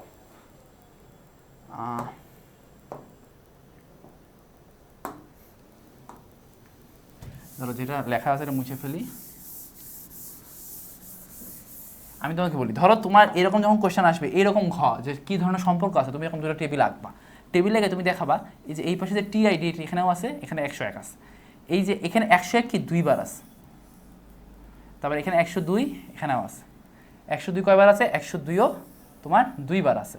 103 কয়বার আছে, 1বার আছে। তুমি দেখো এখানে একবার করে ইউজ হয়েছে প্রত্যেকটা, আর এখানে কি একাধিকবারও ইউজ হয়েছে। সো এখানে কি সম্পর্ক আছে, 1 to many। এটা তুমি বুঝতে পারছো? এটা এখন তুমি বুঝার পর তুমি এরকম তীর চিহ্ন দিয়ে অ্যাকচুয়ালি টেবিল দুটো আঁকা লাগবে। তীর চিহ্ন দিয়ে তুমি টেবিল দুটো আঁকে তুমি এখানে একটু ব্যাখ্যা করবে, আর কিছু করা লাগবে না। ওকে, কোনো ধরনের কুয়েটু এখানে লেখার দরকার নেই। আচ্ছা এবার আসি তোমার 20 নাম্বার সিকিউতে 20 নম্বর সিকিউরিটি বলছে কোয়েরি ল্যাঙ্গুয়েজ কি, কোয়েরি ল্যাঙ্গুয়েজ হচ্ছে স্ট্রাকচার্ড কোয়েরি ল্যাঙ্গুয়েজ বা এসকিউএল। এসকিউএল বেসিক্যালি কোয়েরি দিয়ে বিভিন্ন ধরনের ডেটাবেস ম্যানেজমেন্ট করা হয়, এটাকে তোমার কোয়েরি ল্যাঙ্গুয়েজ বলে। আচ্ছা, গোপনীয় ডেটা নিরাপত্তার প্রধান হাতিয়ার, এটা বেসিক্যালি তোমার হচ্ছে ওই ডেটা এনক্রিপশন থেকে আসছে। তুমি অ্যাকচুয়ালি যে ডেটা ইউজ করি, আমরা পাসওয়ার্ড ইউজ করি, সব কিছু ইউজ করি কি আমাদের নিরাপত্তার জন্য আমরা ইউজ করি। সো এই ডেটাগুলোকে যে আমরা নিরাপদ না রাখতে পারি, এটা কিন্তু ফেসবুকে আমাদের ডেটা রাখা বা ফেসবুকে মেসেজিং করাটা কিন্তু নিরাপদ না। সো অবশ্যই গোপনীয়তাটা, ডেটা নিরাপত্তা অবশ্যই মেনটেন করতে হবে, এই এনক্রিপশন বা এরকম টাইপের জিনিসপাতি মেনটেন করতে হবে। আচ্ছা, উদ্দীপকে ব্যবহৃত চিত্র 1-এ টেবিল রোল ও ডিওবি ফিল্ডের মাঝে অ্যাড্রেস ফিল্ড সংযোজনের মধ্যে হচ্ছে সংযোজন প্রক্রিয়া ব্যাখ্যা করো। আচ্ছা, এটা আসতেছি, আসতেছি। দেখো, উদ্দীপকের দুটি টেবিলের মধ্যে কী ধরনের রিলেশন সম্ভব? দেখো, রিলেশন কোন ধরনের সম্ভব বলো তো? এই রোল 1 বার, 2 বার, 3 বার, 4 বার, এই রোল এখানেও আছে 1 বার, 1 বার, 1 বার, 1 বার। তার মানে কি প্রত্যেকটা 1 বার 1 বার করে আছে, তাই তো? এখানে তুমি দুইটা টেবিল আঁকবা, টেবিলে তুমি একটা তীর দিয়ে দেখাই দিবা যে এটা আছে 1 বার, এটা আছে 1 বার, এটা আছে 1 বার, এটা আছে 1 বার। তার মানে কি এখানে 1-1 রিলেশনশিপ আছে, বুঝতে পারছো? টেবিল আঁকবা, টেবিলকে দেখাই দিবা, ওই যেটা কমন ফিল্ড থাকবে, যেই ফিল্ডটা বা যে মানে কলামটা দুইটাতেই আছে সেখানে তুমি দেখাবা। ওকে, আচ্ছা, এবার আমি বলি যে ডিওবি ফিল্ড এবং রোলের মাঝে কীভাবে তুমি একটা অ্যাড্রেস ফিল্ড সংযোগ করবা, এটা আমি তোমাদের বলি। চলো, কোথায় করবা? টেবিল চিত্র 1-এ, এই টেবিলে, এটা মুছে দিলাম তাইলে। আচ্ছা, তুমি এই টেবিলটাতে একটা এই যে রোল এবং হচ্ছে ডিওবি, হ্যাঁ, এই যে এখানটা আলাদা একটা কলাম অ্যাড করবা। এটা তুমি কীভাবে করবা? কলাম অ্যাড করার জন্য তুমি এখানে কী করবা আমি বলি। এটা একটা কোয়েরি ল্যাঙ্গুয়েজের একটা কোশ্চেন, ঠিক আছে? এখানে যাচ্ছে একটা কোয়েরি লাগতে হবে, এটা লাইনে একটা কোড, এটা ছাড়া আর কোনো কাজ নেই। এটা তুমি কীভাবে আমি বলি, তুমি অল্টার টেবিল কলাম ইউজ করবা, অল্টার টেবিল। এটা ইউজ করার পর তুমি হচ্ছে চিত্র 1 ধরো হচ্ছে আচ্ছা, অল্টার অ্যাকচুয়ালি টেবিলের নাম দিতে হবে। ধরো চিত্র 1 এখন টেবিল 1 দিয়ে দিলাম, অল্টার টেবিল 1। এটার পর তুমি দিবা যে অ্যাড কলাম, তাহলে কি অ্যাড কলাম। আচ্ছা, কি কলাম অ্যাড করব আমরা? অ্যাড্রেস কলাম অ্যাড করব। তাহলে মানে অ্যাড্রেস, আর অ্যাড্রেস কি টাইপের ডেটা? টেক্সট টাইপের ডেটা, সো এটাও দিয়ে দিলাম টেক্সট। আচ্ছা, অ্যাড্রেস টেক্সট। আচ্ছা, এখানে একটা জিনিস অ্যাড করতে হবে যে আফটার তোমার হচ্ছে কি রোলের পরে, সো এই যে এই জিনিসটা এক্সট্রা, আফটার রোল। বুঝো এইটুক, এই যে এই প্রথম 2 লাইন তুমি যদি এই টেবিলে লাস্টে একটা অ্যাড্রেস কলামে যুক্ত করতে চাইতা, সেটার জন্য তুমি এখন এই যে রোলের আর ডিওবির মাঝখানে করতে চাইছো, সো এটার জন্য যাচ্ছে একটা এক্সট্রা লাইন যে আফটার রোল। বুঝতে পারছো? এসকিউএল এমনিতে বেশ ইজি, এসকিউএলে অ্যাকচুয়ালি কঠিন কিছুই নাই, অ্যান্ড এসকিউএল থেকে তোমাদের কোড খুবই কম আসে। সো সবার জন্য মানে সাজেশন থাকবে ডেটা টাইপগুলো ভালো করে বলো এসকিউএল থেকে। ডেটা টাইপের সাথে সাথে এই যে 1-1 রিলেশনশিপ, 1-2 রিলেশনশিপ, এই দুটো ভালো মতো দেখো, 1-2 মেনি টু মেনি রিলেশনশিপ কিনা। সো এগুলো যদি তুমি ভালো মতো বুঝতে পারো, যদি কনফিডেন্ট থাকো, তোমার এসকিউএলের যে কমান্ড যে পার্টটা আছে ওটা না পারলেও তুমি আনসার করে আসতে পারবা। এছাড়াও সাথে তুমি হচ্ছে ওই ডেটা ইনক্রিপশনের পার্টটা ভালো মতো করে রাখবা, ঠিক আছে? তো সবার জন্য পরীক্ষার জন্য শুভকামনা রইলো। অ্যাকচুয়ালি ভালো মতো পরীক্ষা দিও। কারো সমস্যা হলে অ্যাকচুয়ালি আমার প্লেলিস্ট যেটা আছে ওখানে সলভ পাবা, আই হোপ সলভ পাবা। সলভ না পেলে মানে কমেন্ট করলেই হবে। এখন আমি ইনশাল্লাহ নেক্সট 2 দিন পোস্ট ভিডিওর কমেন্ট করে চেক করবো। সো সবার জন্য শুভকামনা, তোমরা আইসিটি একটা ভালো পরীক্ষা দাও। আইসিটি কোশ্চেন কঠিন না হোক, কোশ্চেন কঠিন হলে আসলে পরীক্ষায় হলে অনেক পাড়া জিনিস অনেকে ভুল করে চলে আসে, অনেকে নার্ভাস হয়ে যায়, পরীক্ষা সবাই সেমভাবে হ্যান্ডেল করতে পারে না। সো তোমাদের জন্য শুভকামনা রইলো, তোমাদের জন্য দোয়া করি তোমাদের পরীক্ষাটা ভালো হোক, কোয়েশ্চেন মডারেট স্ট্যান্ডার্ডের হোক, যাতে তারা পরিশ্রম করছো তারাও যদি সেই প্রপার আউটকামটা পাও। তাহলে ধরো একজন পরিশ্রম করছে, একজন পরিশ্রম করে নাই, দুজনে যদি সেম আউটকাম পেয়ে যায় তাহলে তো আসলে হলো না। যাতে মানে ওই অ্যাটলিস্ট যাতে ওই মানে পার্থক্যটা বজায় থাকে, তোমরা যাতে সবাই ভালো মতো এক্সপেকটেশন ওয়াইজ রেজাল্ট করতে পারো, এই দোয়া রেখে আজকে ক্লাসে শেষ করতেছি। কারো কোনো ধরনের সমস্যা থাকলে কমেন্ট করো, ইনশাআল্লাহ সলভ করা ট্রাই করবো। আল্লাহ হাফেজ।